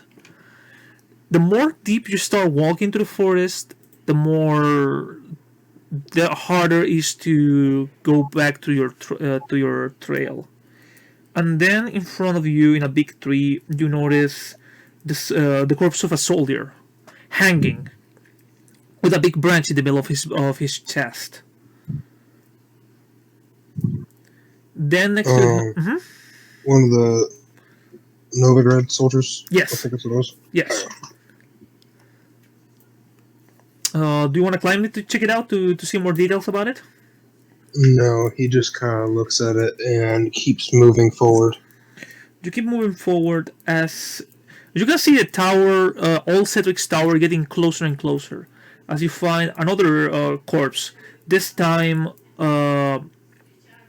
thorns all sinking through his back and going up to his face, like going through his eye holes, through his ear holes, through his skin, and through his throat upwards.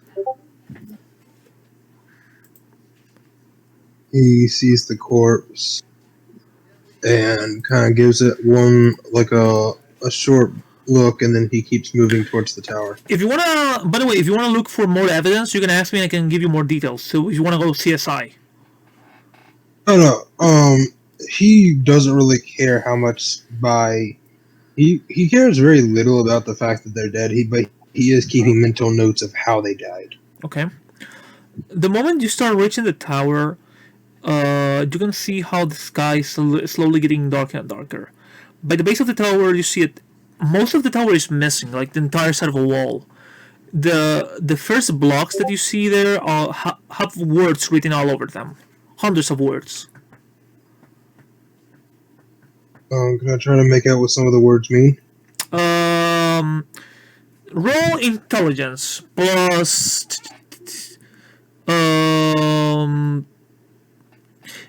plus wilderness survival. Oh no, it's just intelligence. Sorry, or Okay. intelligence plus deduction. Intelligence plus deduction? Okay. So, intelligence of 4, 3, so that's a D10 plus 7. 13. At first, the words seem random, and it's very hard to tell what it means. But then you start seeing the symbols in between, and you start seeing things in the shape of hearts with things like A plus A, J plus T. If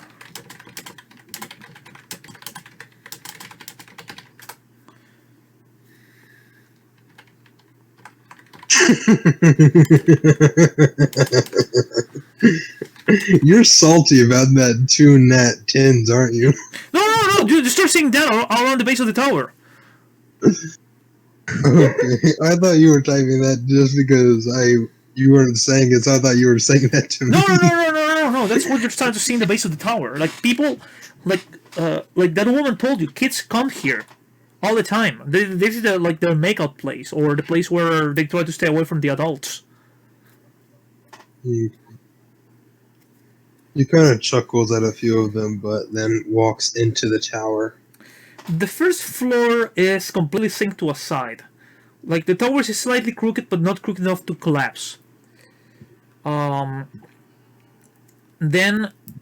in that floor you can see how there's pieces of bone, arrowheads, bottles of ale. It's almost like I said, like a boys' hangout. The staircase is mostly intact. Like you can go upwards, but a little bit narrow-ish. He heads upstairs. As you start heading upstairs, you see a massive frame of a door, but there's no door. There's only concrete, and the stairs goes to the third floor. Okay. He heads to the 3rd floor. Roll intelligence plus perception. Intelligence plus perception. Okay. 4. Where'd my perception go? Human perception, I imagine, is what you meant. Mm-hmm. Roll, yeah.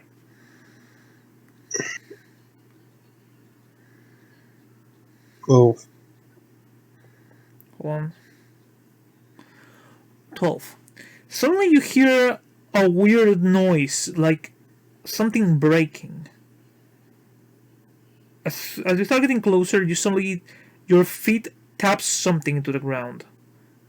As you notice a piece of a sword completely broken. And on the top floor, you can keep hearing this strange rustling sound. You peek a little bit as you can see not one, not two, but around 3 figures all on top of each other, biting and gnawing, peeling pieces of the armor of the soldier, ripping bones and flesh as they start biting and gnawing into it. The figures are bald, crunchy. It's very hard to tell what exactly they are, but you can see at least 4 of them biting and gnawing. Can I try to figure out what they are? Roll intelligence plus monster knowledge. Yes. Monster knowledge, or you mean monster lore? Monster lore. Sorry. No problem. I'm just checking. I just keep double checking, making sure there's not a stat I didn't know of. Because again, this is new for me. Yeah. Difficulty 10.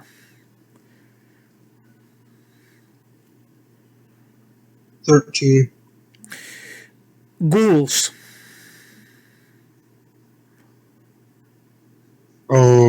He gently takes out his his silver sword, and kind of like tries to sneak up on the feasting ghouls.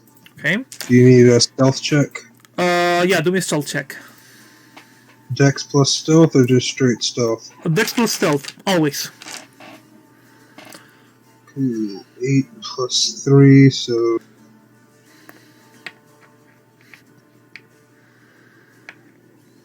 21. 21. Okay. Let me see if they notice you. Awareness. Well, that's with a nat 10. Okay. Let me see their stats to see if they notice you. Oh, this is... Oh, ghouls are not that observant. Yeah. If ghouls are that observant, I am scared for some of the things that exist in the Witcher universe. That would be nightmare fuel. How much did you got? 19? No, a 21, 21. with Oh. a natural 10. This bastard got a 19. I'm safe. You start getting closer and closer to it. The first one is already biting on a human leg like a chopstick, biting and peeling off pieces of flesh, but not paying attention to you. What do you do? He reaches back up and tries to lop off the head in one go. Okay, so that's a strong attack. You spend 2 stam to do that. Roll dexterity plus combat for your combat skill.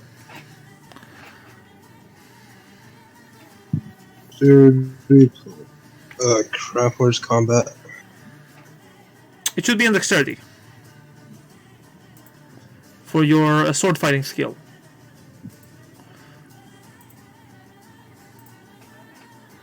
Give me 1 second, I'm sorry. Dude, it's okay. It's okay. Oh, sorry, it's on reflexes, swordsmanship. You want to do a strong attack or quick attacks? Strong attack. Okay, so roll. Dexterity plus... Swordsmanship, yeah. Brain, please stop being stupid and... Okay, there it is.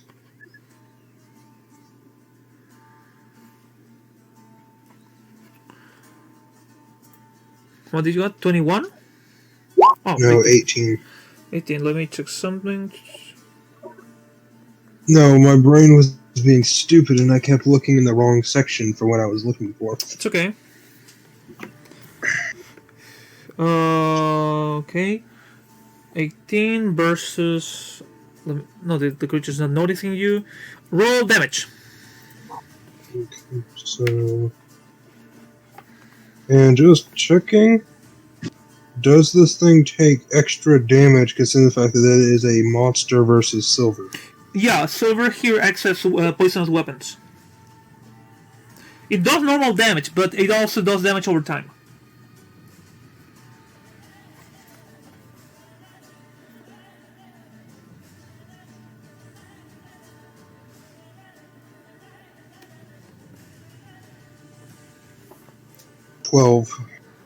Oof, 2 nat 1s.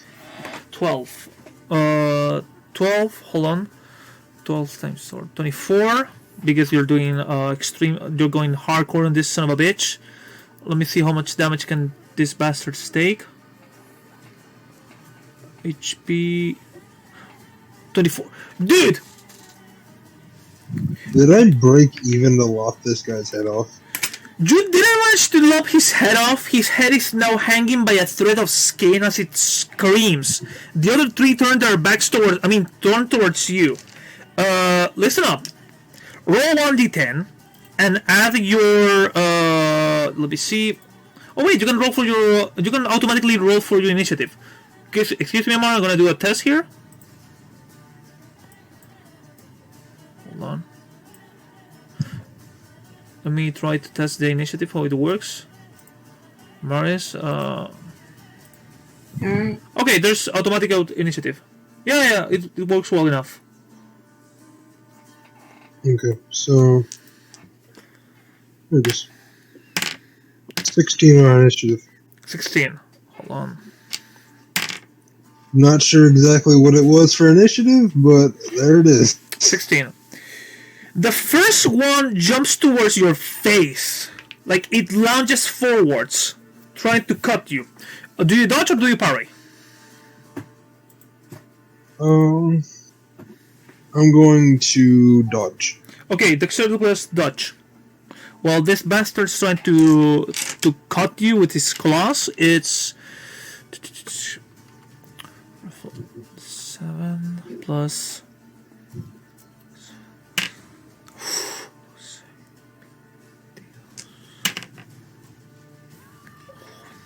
Okay. 17 on my dodge. Hold on, let me.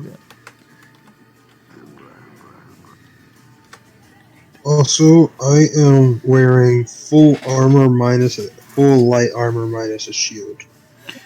Okay. How much is your armor soak? 3, 6, 9, 12, 15, 18. 18. Okay.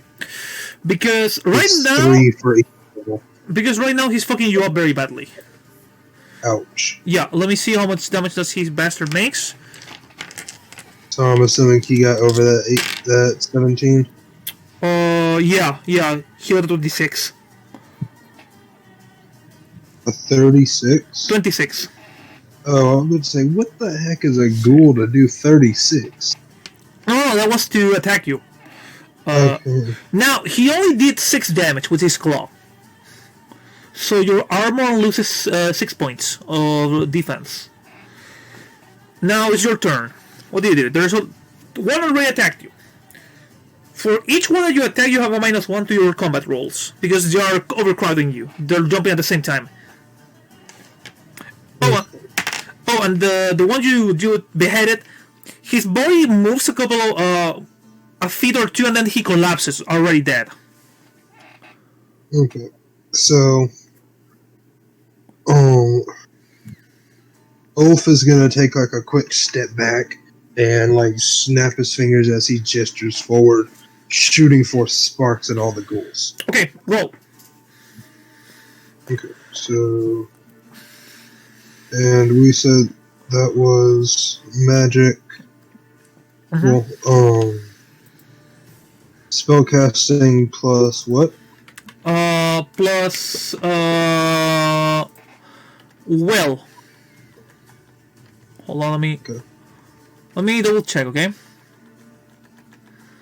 Pretty sure it was well. Hold on. 15. Yeah, 15. Give me a second.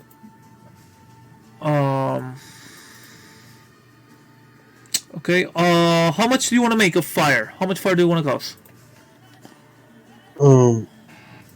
He is basically throwing a.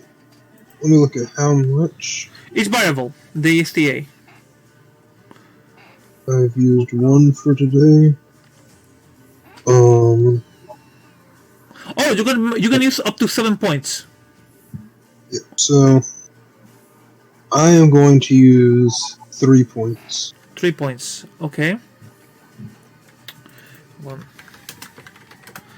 3 points.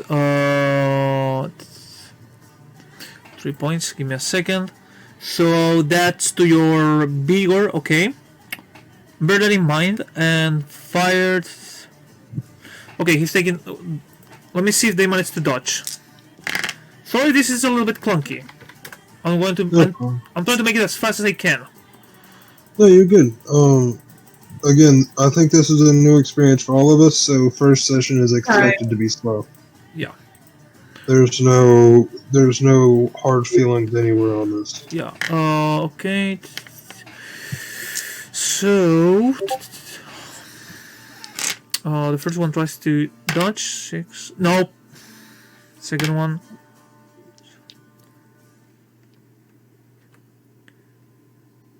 Okay, the second one managed to jump away. The third one, holy shit! Only one of them is on fire right now. One of them moved backwards. The other one is jump and is holding into the roof like a cat. What did he roll on that? 10 to escape? Yeah, and he got a 20. Okay. That was your turn. The one on the roof just bounces towards you, trying to bite your face off. So here's a -5. I'm gonna try to parry this one. Okay. Roll swordsmanship with a -2. Dexterity plus 1d10 plus swordsmanship with a -2. And since this evil motherfuckers went to the head.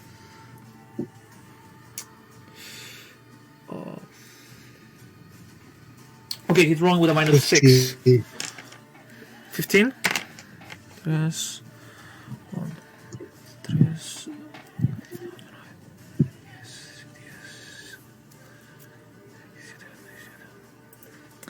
Hold on. How much you got? 15?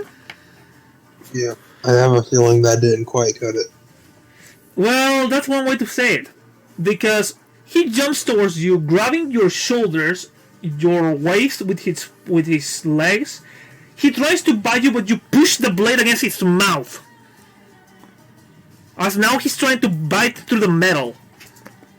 The third one, you spend it. Okay, because you were attacked, you spend another stamina point. How much stamina you have left? Oh. So. Let me see if the one on fire is doing anything.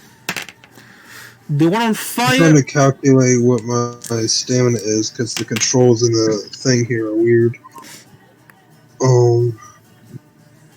So I'm trying to figure out exactly what the score is and what is my actual value. Yeah, that's the problem with the sheets in here. Hold on, let me check your sheet. Because my spells, according to my spells, I have 2 stamina left. As far as that's concerned. Let me check something here. Okay, so this site calculates your stamina automatically. So your stamina right now is 20, but for some reason I think it should be higher. So you can put the counter next to it of how much stamina you have left. So you have 2 plus other 2 plus 1 to parry. Okay, you have 15 stamina left. The one on fire still is running around like a madman, burning the roof of the building. While Amaris, from where you are, you can hear the soldiers shouting that the mage's tower's on fire. Ulf, the third one tries to jump you to tackle you out to make you fall off the building with him and his companion. Can I try to shove the one that's trying to eat through my sword and the one that's jumping towards me together so they fall out? Yeah, sure, you can I try. kind of like shove the 2 of them and use the force of gravity against them. Yeah, that's swordband, but since you have one on top of you, that's with a -3. Okay, And just sword switch up. and You just said? yeah, and spend 2 stamina. Well, the first one is 5 plus 11. Okay. I decided to Oh. head towards. By the way, guys, if, for example, before you roll, I'm gonna tell you right away, you need an 18 or higher. If you think, I didn't do it. Then if you said if I need an 18 for this, then I just failed. okay, I was gonna say, before you roll, you can spend luck to have a base modifier. So, for example, your character has luck 10. You can spend 3 points of luck, so whatever you roll, you add +3. So I'm gonna... I got a 17. Can I use 1 point of luck to make it an 18?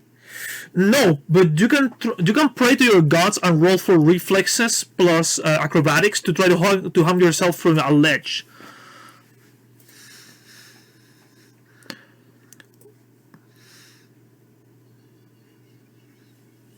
Reflexes plus acrobatics. There's acrobatics. I'm blind. Or athletics, sorry. Athletics plus dexterity. Okay. So it's not versus reflexes. No, sorry. Dang it. Reflexes is higher than dexterity. So athletics.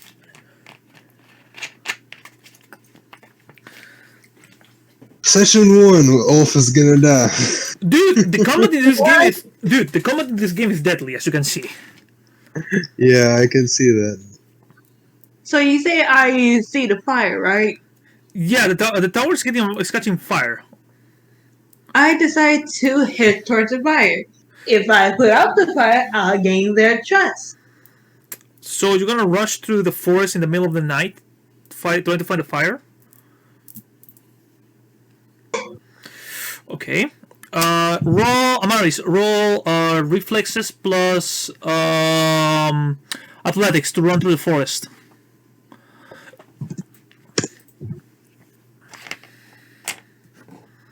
I think You- all my luck got used up in that double tens. You said reflex plus what again? Reflexes plus athletics, and pray to your gods.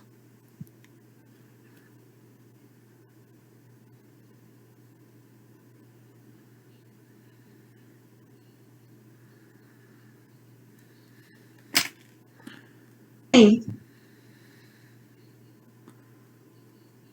Hold on. 16, okay.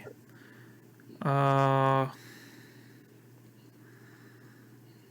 you said I'm on the 3rd floor, correct? Look, dude, listen up. You're hanging from one hand right now as one of the ghouls fell to the ground, the other one still clinging to you, trying to bite your face directly. But don't worry, if you let yourself go, you can always fall on your feet because after all, you're part of the skull of the cat. You had to do that pun, didn't you? I had to, yeah, I'm sorry.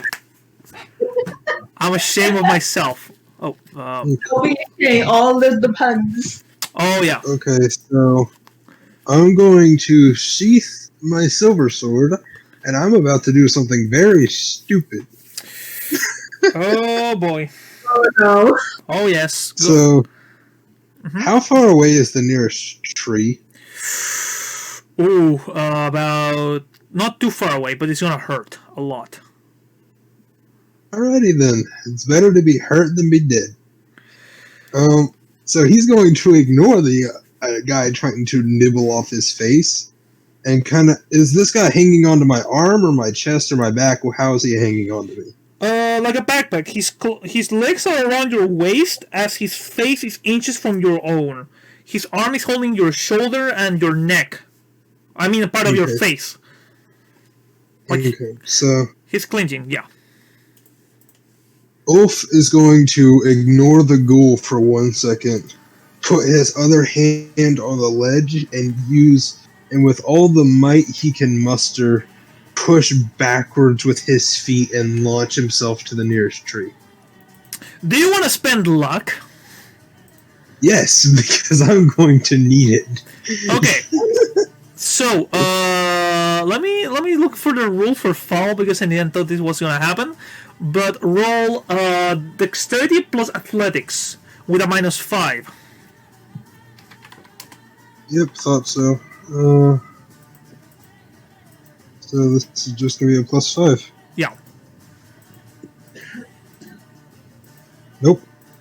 Ulf falls to the ground. There we go. Ulf's dead. Shit. Yep, I knew the gods It's were going to forsake me once they it's gave about- me those double tens. It's about 10 meters, so 10 divided by 2. Okay, hold on. This is gonna hurt you a lot. Yeah, I'm 10 aware of divided that. by 2, that's 5. I didn't give her that, so I'm sorry. Hold on. Hold on. I'm gonna start calculating for you. So it's... I have to roll 5d6s to see how much damage is. 1 plus 2. 1 plus... Shit. Plus 2. Plus 6. Plus 1. Plus 13 damage, my good sir. And I believe I am at 1 HP or dead. Let's see. Because you said I took 6 before this. I only have 20 HP. Mm-hmm. So that would be at 14, and that's 16. So yeah, I'm dead. I Wait. just fell to my death. How much is soaking your armor?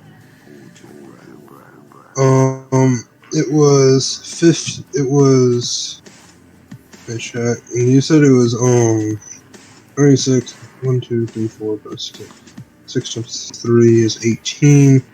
6 damage.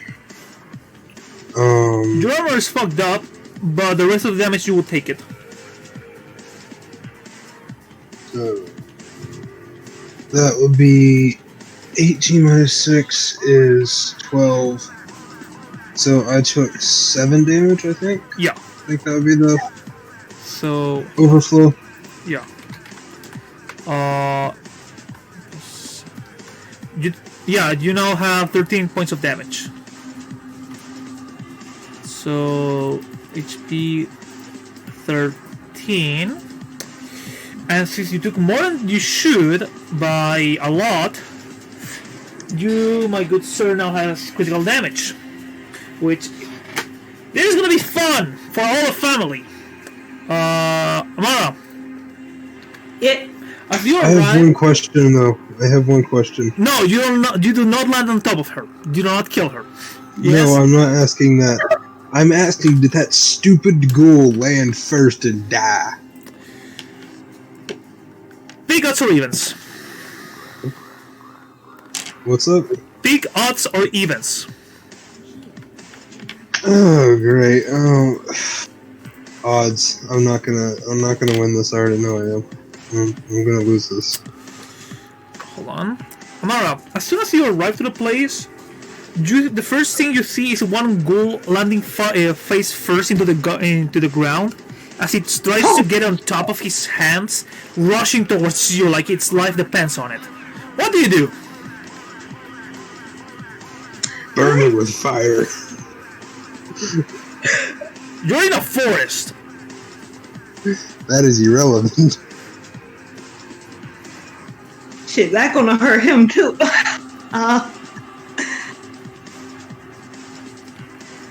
Hey, if you have like something like that just is force, I think he might welcome it as a form of blanket. I'm just gonna punch the living hell out of it. Go to safe round and just punch the living hell out of it. Dude, you're gonna use your spells. Which is You have spells, dude. You have a list of spells as an archmage wizard. shoot, A very large list, if I remember correctly. Yeah, five beginner spells, and because of she's an archmage of level 1. Holy crap!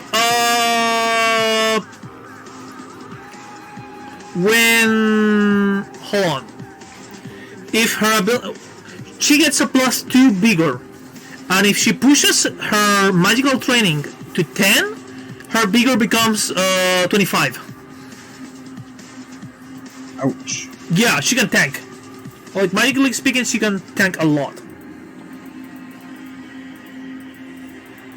So, do you want to use your magic? I'll use my magic. What spell do you want to use? I shall cast. There's no magic missile in this game, so you're fucked. I shall cast telekinesis on it. To chuck it. Chuck it straight up. Hold on. To chuck it far away as possible. Let me see.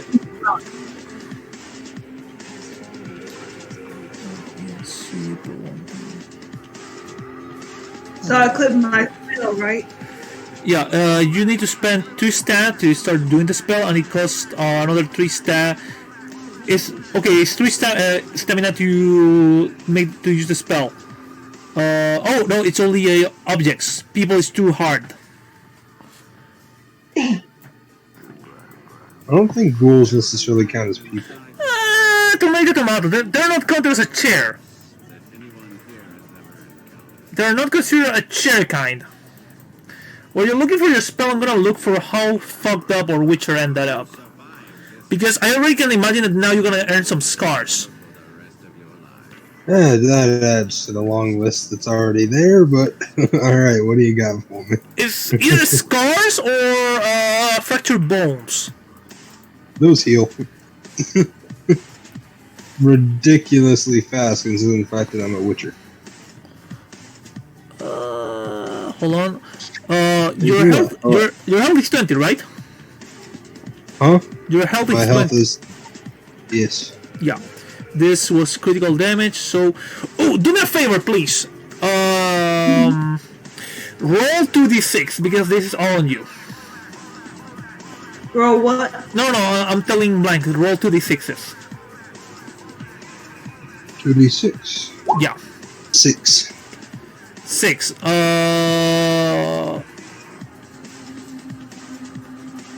Oh boy. So, you fall to the. Hold on, this is gonna be funny. You're gonna love this. Hold on.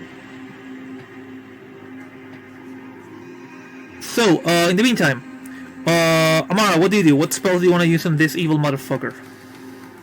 I shall cast Earth Spike. Earth Spike, nice. Let's see where was Earth Spike. By the way, you see what I told you that the spells in The Witcher are fucking broken?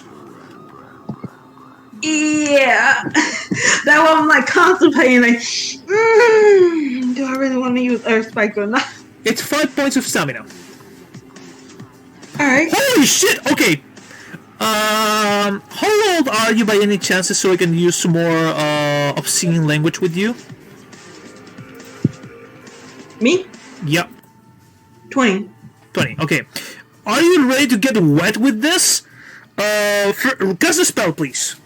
If you do it right, the damage of this shit, you're gonna love it. Okay, so I did click on the cast button, right? You can do that or 1d10 plus magical skill, I think it is, plus dexterity. I'll go on the cast then, since I'm right on it.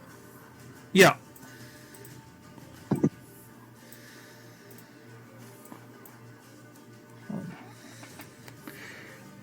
Okay, the damage is 5d10. I mean 5d6s. 17 damage against this one. This was bite. No, yeah, this one is on fire. So the spike goes from his butthole up through his skull as the creature just stops moving. Suddenly, you hear the branches breaking over and over and over and over again until the Witcher falls into the ground. Ulf kind of just like rolls over after hitting the ground. Oh, I'm getting too old for this shit. Roll me. Sorry, because you. Roll me 1d10. 1d10? Yeah. Okay, okay. 5. Okay. So, the ghoul falls to the ground in front of you, still a little bit, still very stupefied. You try to lift your sword, but you notice an entire branch going through your muscle, through your bicep, going through your bicep. My sword is actually in its sheath right now, so can I use my other hand to pull it out and try to attack the ghoul? To pull the piece of branch? No, to attack the ghoul. I pull out my sword and attack the ghoul. Yeah. I sheathed my sword before I jumped. Yeah, so you need to add your... Wait, you want to do a quick draw and cut? Yes. Okay, that gives... Listen up. It's... you go first if you do that. There's a rule for that. Hold on. Okay, your initiative goes in +3, but yours, you get a -3 to your attack roll. Go ahead. Alright, so... Roll your I initiative. barely heard... Roll your initiative. And whatever you got, add 3 to it. Holy shit. So, 17. 17, okay. The beast growls at you. Amaris, you also see this. You see this guy with a piece of branch going through his arm. As the creature just grows towards you, running as fast as he can, completely in berserker mode, not even thinking. What do you do, dude? You talking to me or her? Roll your initiative, Amaris. Both of us? I already rolled mine. Mine is Yeah. 17. Roll your initiative, Amaris. 8. 8. Okay, so the Witcher goes first. He draws his sword. What do you do, Amaris? This bastard got a 1. I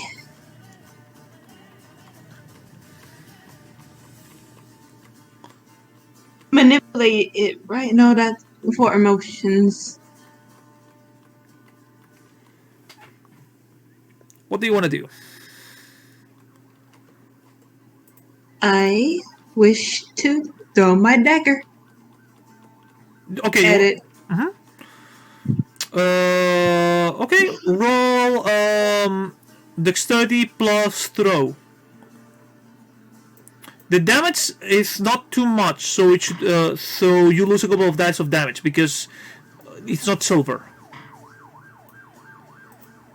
I mean, you can still do damage, but it won't be enough to kill it.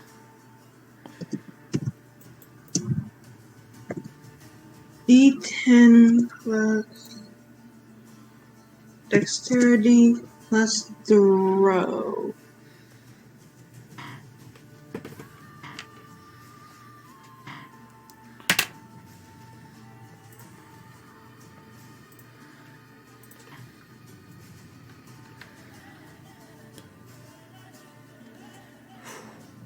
What's he got? I said, where is throw? Oh, sorry. I'm looking for what's the equivalent of throwing this. Persuasion. Small blade. Do me a roll for small blade or for athletics. Sorry. Yeah, athletics. Alright, 3 and 14. You toss the blade towards the face of the beast, but the beast just jumps to a side, and when he's on the ground, he just jumps forwards towards you. Hold on. 1 second. Ayana, you there? Huh? I thought she was hearing us. Anyways, the creature just manages to dodge very quickly. He's going after you, Amaris, since you are provoking it. Do you have any armor by any chances? I knew I forgot something. I knew I forgot something. Roll to dodge.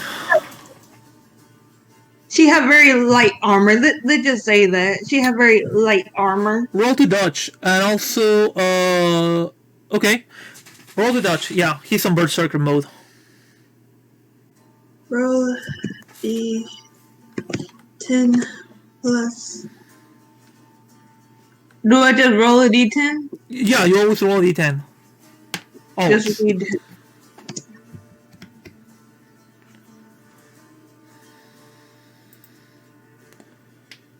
Ouch. With 1d10 plus dexterity plus dodge.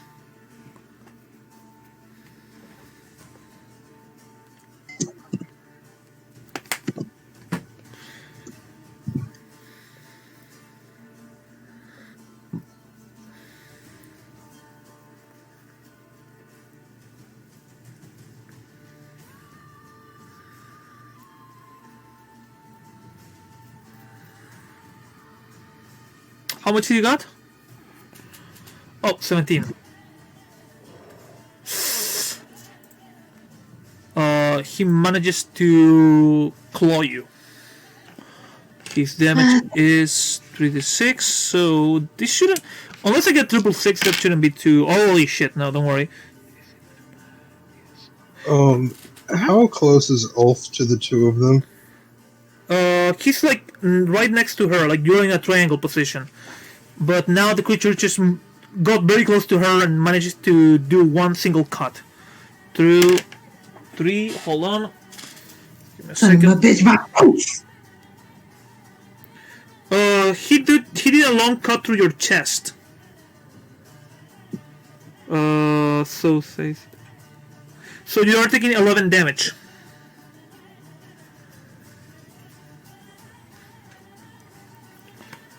That's gonna hurt. Yeah, that's gonna hurt. I might leave a mark for later. Hold on.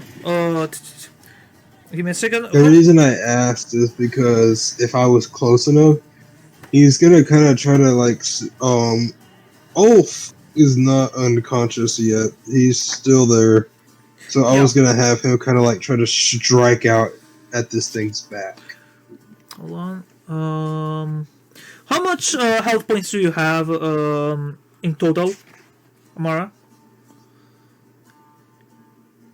Technically, I have 10. No, in total. Grand total. I have no clue of the grand total. Hold on. Okay, this is weird. How much is your body plus your will divided by 2? Body plus will. Yeah. Divided by 2. I thought you had a lot. I thought you had like 40. That was for stat. How much? Wait, let me double check what you put down. Yeah. Yeah, my health is 40. 40. Okay. So 40 and this. Cross your fingers, cross your soul. You could save yourself if you do this right. Hold on.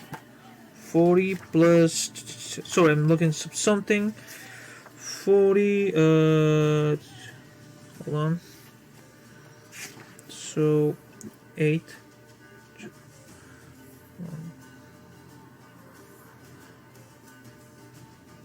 Okay. So he did a lot of damage. So that's moderated. Roll me.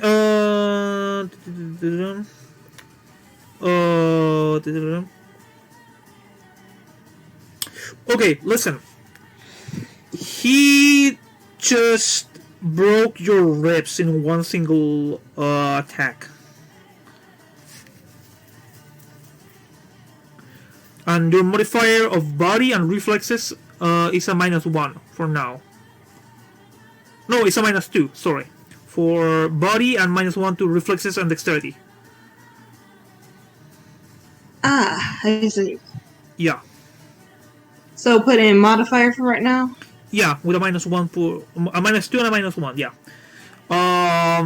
What do you do, Ulf? It's your turn. Seeing this thing still not dead, he's going to, running off of basically pure adrenaline right now, he is going to take out his silver sword and he is going to try to run this thing through from the back. Okay. By the way, you use a keyword here that I just saw, which is using adrenaline in combat. So, roll dexterity plus swordsmanship, and you have a -3, I believe. Yeah. Even though I'm not using the injured arm. Oh, no, then in that case you have a -2, sorry. So...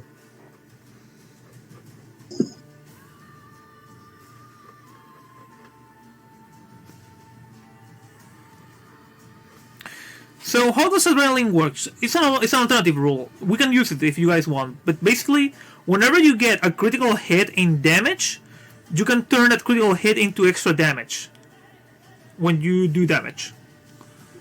Or So that's a 17 to hit, by the way. yeah, 17. So Since I'm attacking from the back, do I have any sort of a advantage or bonus? yes. Roll damage, please, and I'm gonna give you a +3.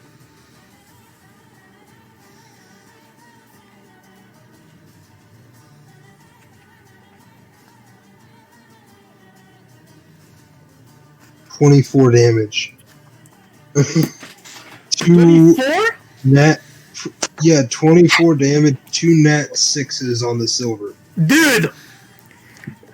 These monsters have 25 health points! Please tell me he was injured by that fall, though. The thing is, when they use a rage, they start regenerating 2 each turn. So you cut him from behind with your sword. As Amara, you're bathed in the blood of the foul blood of the beast. As his torso starts spinning one direction and his legs spinning the other direction. His body falls to the ground as he still tries to drag itself towards you, biting and gnawing, but being very clumsily. Can I wrap this up by... Yes.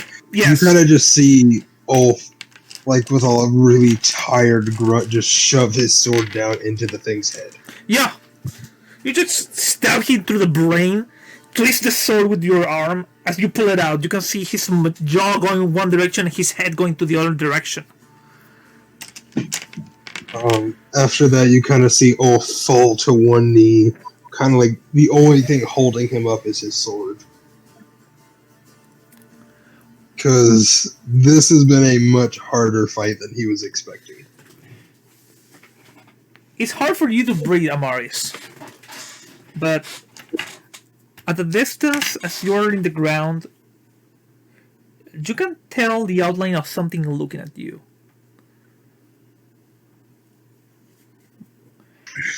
What do you guys do?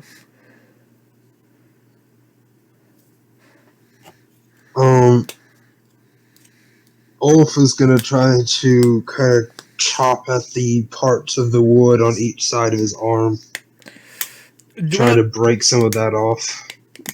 Okay, roll me intelligence plus first aid. What do you do, Amaris?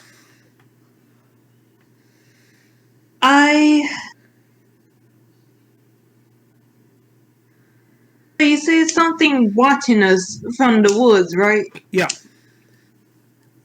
So basically, I want to try to get like a somewhat of a clear look at it, but not too clear since like right now she's more focused on the fact that her ribs are broken. Dude, don't worry. Funny enough, most monsters have two rolls to know what the hell it is. One is based on common legend, and the other one is by studying it. So in this case, roll me a monster lore difficulty 15. Intelligence plus monster lore. Also, a fun fact about a lot of the monsters in Witcher. Mhm. Most of them are much more intelligent than they give off, because most of the time they've just been pissed off by humans. Depending on the monster, like ghouls are very stupid to a point. Ghouls are stupid. I'm talking about some of the more rarer monsters, like some of the vampires, some of the wraiths, some of the elder, crap, I forgot their nickname. Basically, it's a giant wolf. Oh yeah. I forgot what it was called. Amaria, maybe it's because your ribs are broken. Maybe because your vision is blurry. It's very hard to tell. But Ulf, you see her shocked, looking into the distance, as the fire slowly starts ceasing. Since the tower is mostly made of rock, there's nothing much to consume. But you manage to see the outline of this thing. Roll intelligence plus monster knowledge, and because of the injuries and because you're a little bit exhausted, I'm gonna give you a difficulty of 17. If you want, you can spend luck. So, you said intelligence plus monster knowledge? Yeah.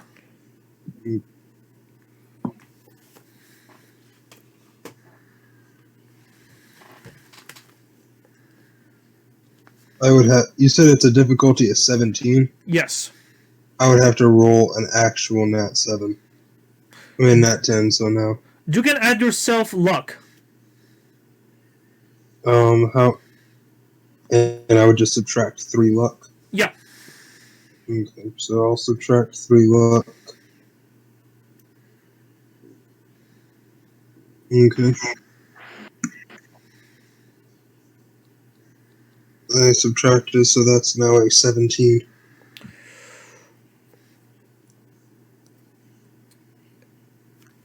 The figure is tall and lanky, its arms almost reaching to the floor. His fingers stretching almost like blades, old and ancient, as you can hear the forest moving to its well. Under the pale moonlight, you can see the outline of a skull, giant antlers that aim to the sky, almost spraying, as the figure just points to the roof. Suddenly, winds start flowing and blowing. Far away, you can see soldiers heading your way, as suddenly you hear the crying and whispering of the crows where this being was, where the Lesheen was. I was about to say Wendigo, but I forgot they have a different name for it. Yeah, Aleshin. What now, you piece of filth? Ulf is gonna kind of try to drag himself out of sight because he doesn't want to be seen this way by soldiers. Uh, Because the hearing how they were speaking of him before, if they see him in this state, he's never going to hear the end of it. And there's a couple other factors why he really just doesn't want to be seen in this state right now. I'm gonna stop the game for now. We're gonna continue next Friday, so the other guys can join in. Now I have an excuse to have the other Witchers join in because this was a hardcore battle. Experience. I'm gonna give you 1 for participating, 2 for participating in a more active role. Amaris, you convinced the guys that you were one of them, so I'm giving you 4 experience points. Ulf, I'm giving you other 3, and I'm giving you 4 for the silver is for monsters, steel is for men moment. Okay. Okay? So a total of how much XP each? For you 8, for Amari 7. Oh no, wait, and Amari skill 1 monster. 8 and 8. 8 and 8? Yeah. Alright. In this game, for every 10 experience points, you can start unlocking new skills. Basically, it means that your character is taking the time to train itself into learning certain skills. Well, in Ulf's case, relearning. Not only relearning, no, increasing skill points or unlocking new skills. Okay? But now at least you know that, number 1, the magician, the mage has a tower, and one of the rooms is magically sealed, so Amaris can open it. Amaris, you know that there's some prisoner in the castle. Who's that prisoner? Who are those skulls from? Why do they keep him there? And also, both of you now know that the Guardian of the Forest is a Lesheen.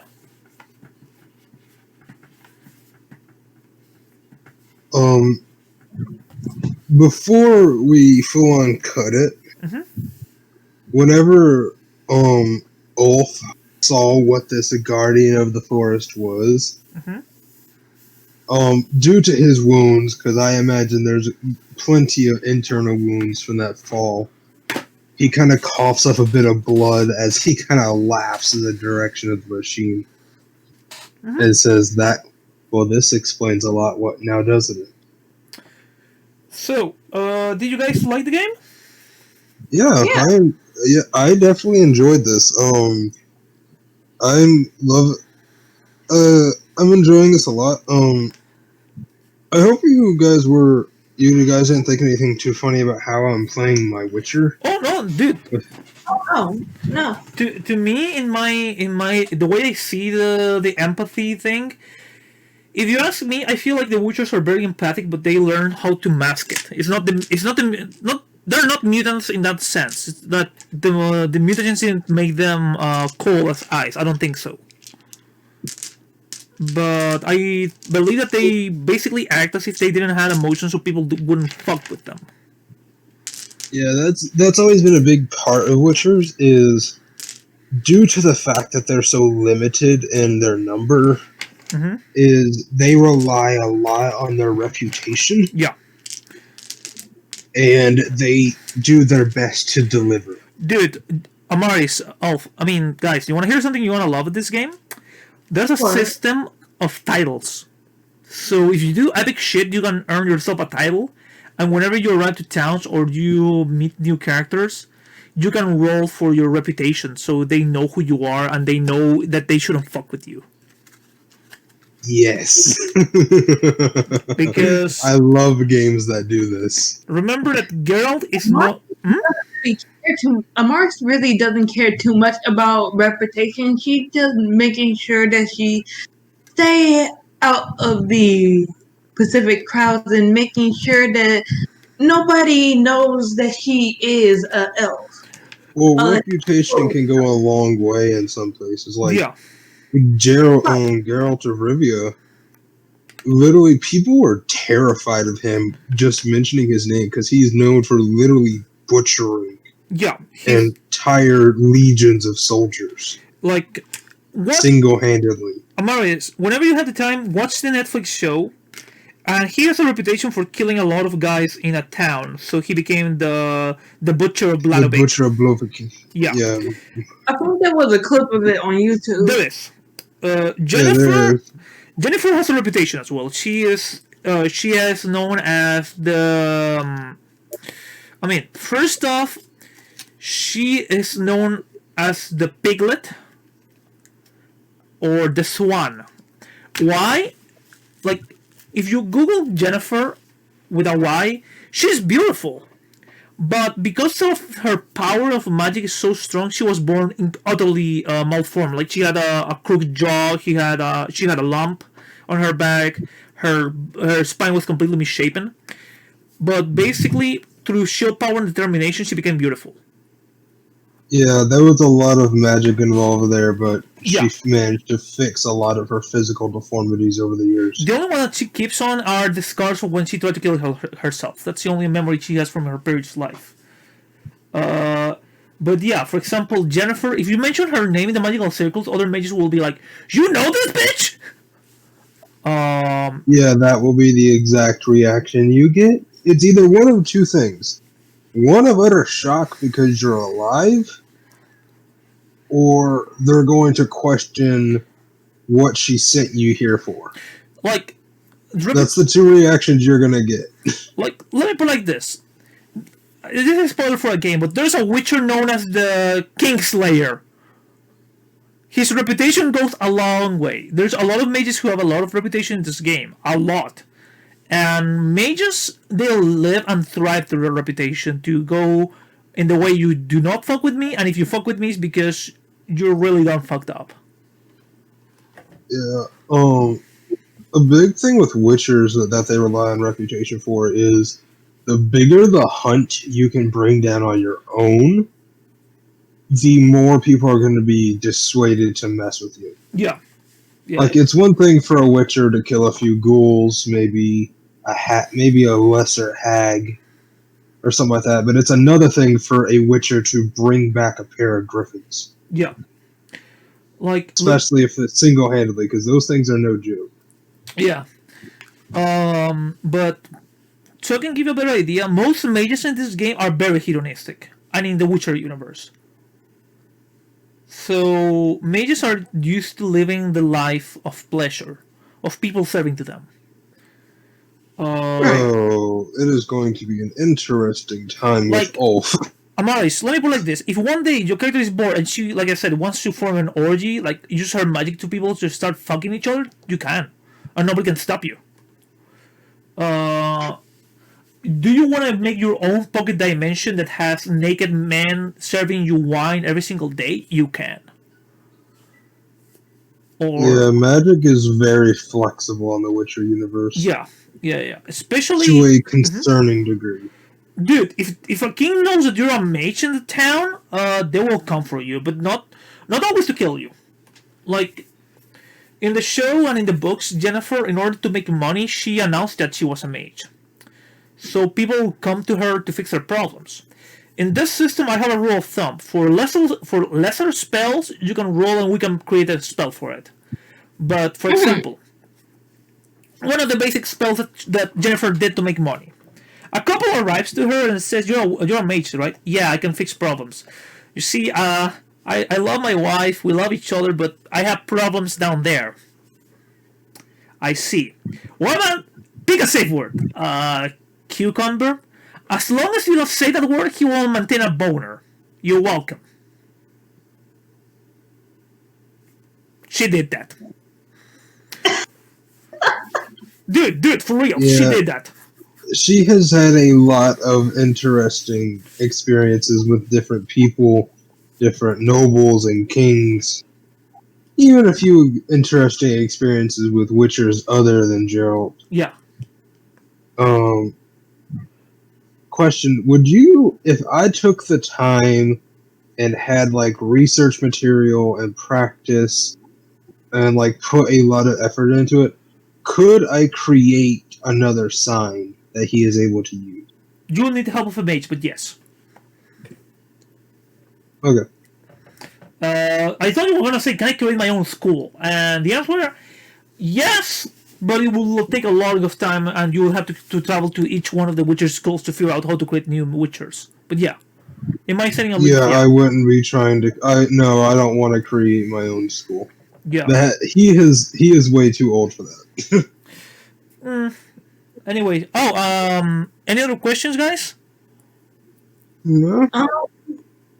No, not really. Oh, by the way, Amaris, I'm gonna say this out loud because, yeah, there's something I should have told about mages. You can fuck all that you want. Don't worry. There's no chances you can have a kid. Mages are sterile. Mages are sterile. I think witchers are too. Yes. The test of the grasses make them sterile. Also, Technically, there's a way for me to do it, but yeah. because Yennefer invented a spell for it. Yeah, but But her baby was a monster. that's exactly the point. Like there's no perfected spell to No. ensure that doesn't happen. By the way, I forgot to do this, but usually when you do spells, you have a penalizer. The only way to make it easier is becoming a more powerful mage or having the right components with you. By components, I Right. mean like having your wand or your staff or knowing the name of the thing, stuff like that. Right. Okay? That or having a contract with spirits. Yeah. Like, That if you can get a contract with spirits, you're just going to be set as a mage. like if you play mage in The Witcher, you can have all the options. Like being a Witcher is usually going hunting and killing. Mages, it's a little bit of politics, it's a little bit of seduction, it's a little bit of power, it's a little bit of sandbox, it's a little bit of everything. Yeah, mages have a lot more options in this world than witchers do. Yeah. Especially since in a lot of kingdoms they have a very favorable reputation. Depending on the kingdom and depending on how old the mage is. I know, I'm just saying, like, Yeah. in a lot of kingdoms, a decently aged mage usually has a very nice reputation Oh. behind them, even if they aren't a named mage. Oh, and you're gonna love this, Amaris. Male mages don't really use spells to look younger because they know that people buy the stereotypes. However, you will never find a female mage or witch that looks old. Yeah, Except for 3, if you know what I mean.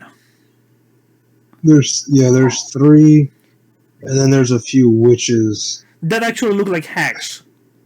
Yeah, that's mostly due to a mixture of spells gone wrong, age, Yeah. and just over-exhaustion of magic whenever their mana pool was depleted Yeah. due to attacks and things that happened in their youth.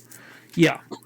So a lot of that isn't their fault. and So at there- this point, it would be more effort to maintain their image than it would be just to remain as they are. Oh. And the other thing you're gonna love about this universe, Amaris, is... Let me tell you the story of, I think it was Safri? Yeah. She was a princess who was born during a black moon, meaning that there was a prophecy that she would become a monster. So she was hunted. She was assaulted, she was almost killed, but she ran away. She hid herself with 7 dwarves who were a bunch of bandits. One day, a mage was sent her way to try to kill her with an apple, but she didn't die because of the apples. She managed to survive. A prince tried to break her curse by kissing her, and as soon as she woke up from the kiss, she killed the guy. Oh my. In another There land, are a lot of old childhood stories in this world that are super I old. could tell. I already hearing basically the crazier version of Snow White if she was a mad woman. okay, so do you remember that clip where Geralt kills all that people in that market? Yeah. Yeah. Those are the 7 dwarfs.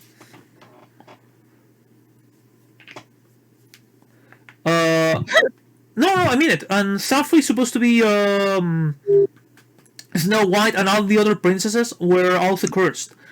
there's a tale about girl hearing the story of a woman that was riding with a wild hunt who would shoot ice, and the ice would if she'd stain. I mean, she would shoot ice, and one of the pieces of glass of her would stab people in the eye, allowing them to see their own death, which is the real story of Frozen.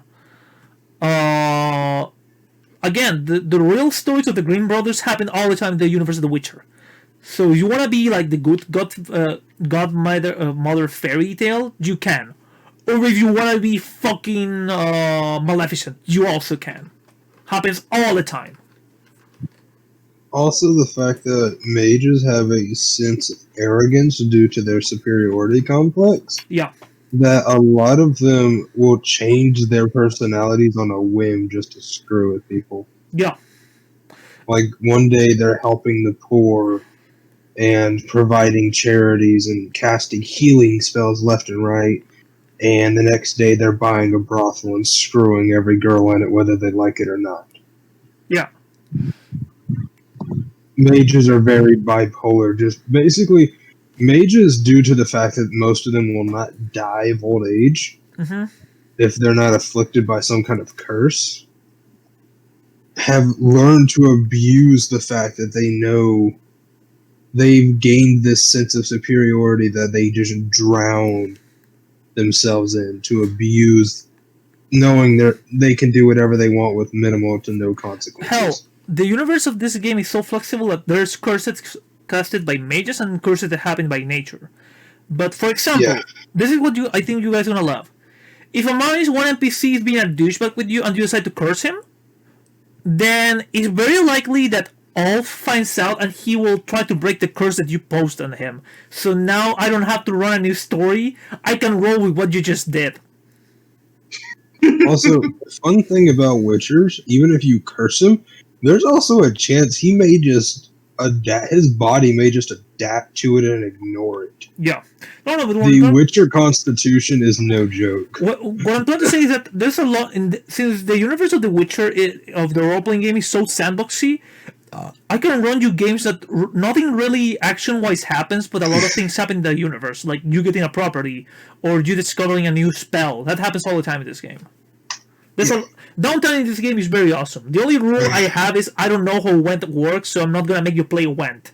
But Went is a thing in my world. Yeah, it can be used. We could always play chess. There's chess. There's also another big thing is the fact that. Sorry. One of the viewers. Another big thing about it is the fact that we've really only explored maybe 2 continents in all of The Witcher. We're not even counting if you decided to throw in actual other continents. Oh yeah. Anyways, I'm gonna cut the live stream short, guys. We played for 3 hours, so next game is gonna be Toss a Coin, Part 2, the Sea of Green. All right. So the viewers at home, thanks for coming. Thanks for enjoying the game. I'll catch you some other time, and thanks for the cheers. Buenas noches, and toss a coin to your GM. O valio plenty.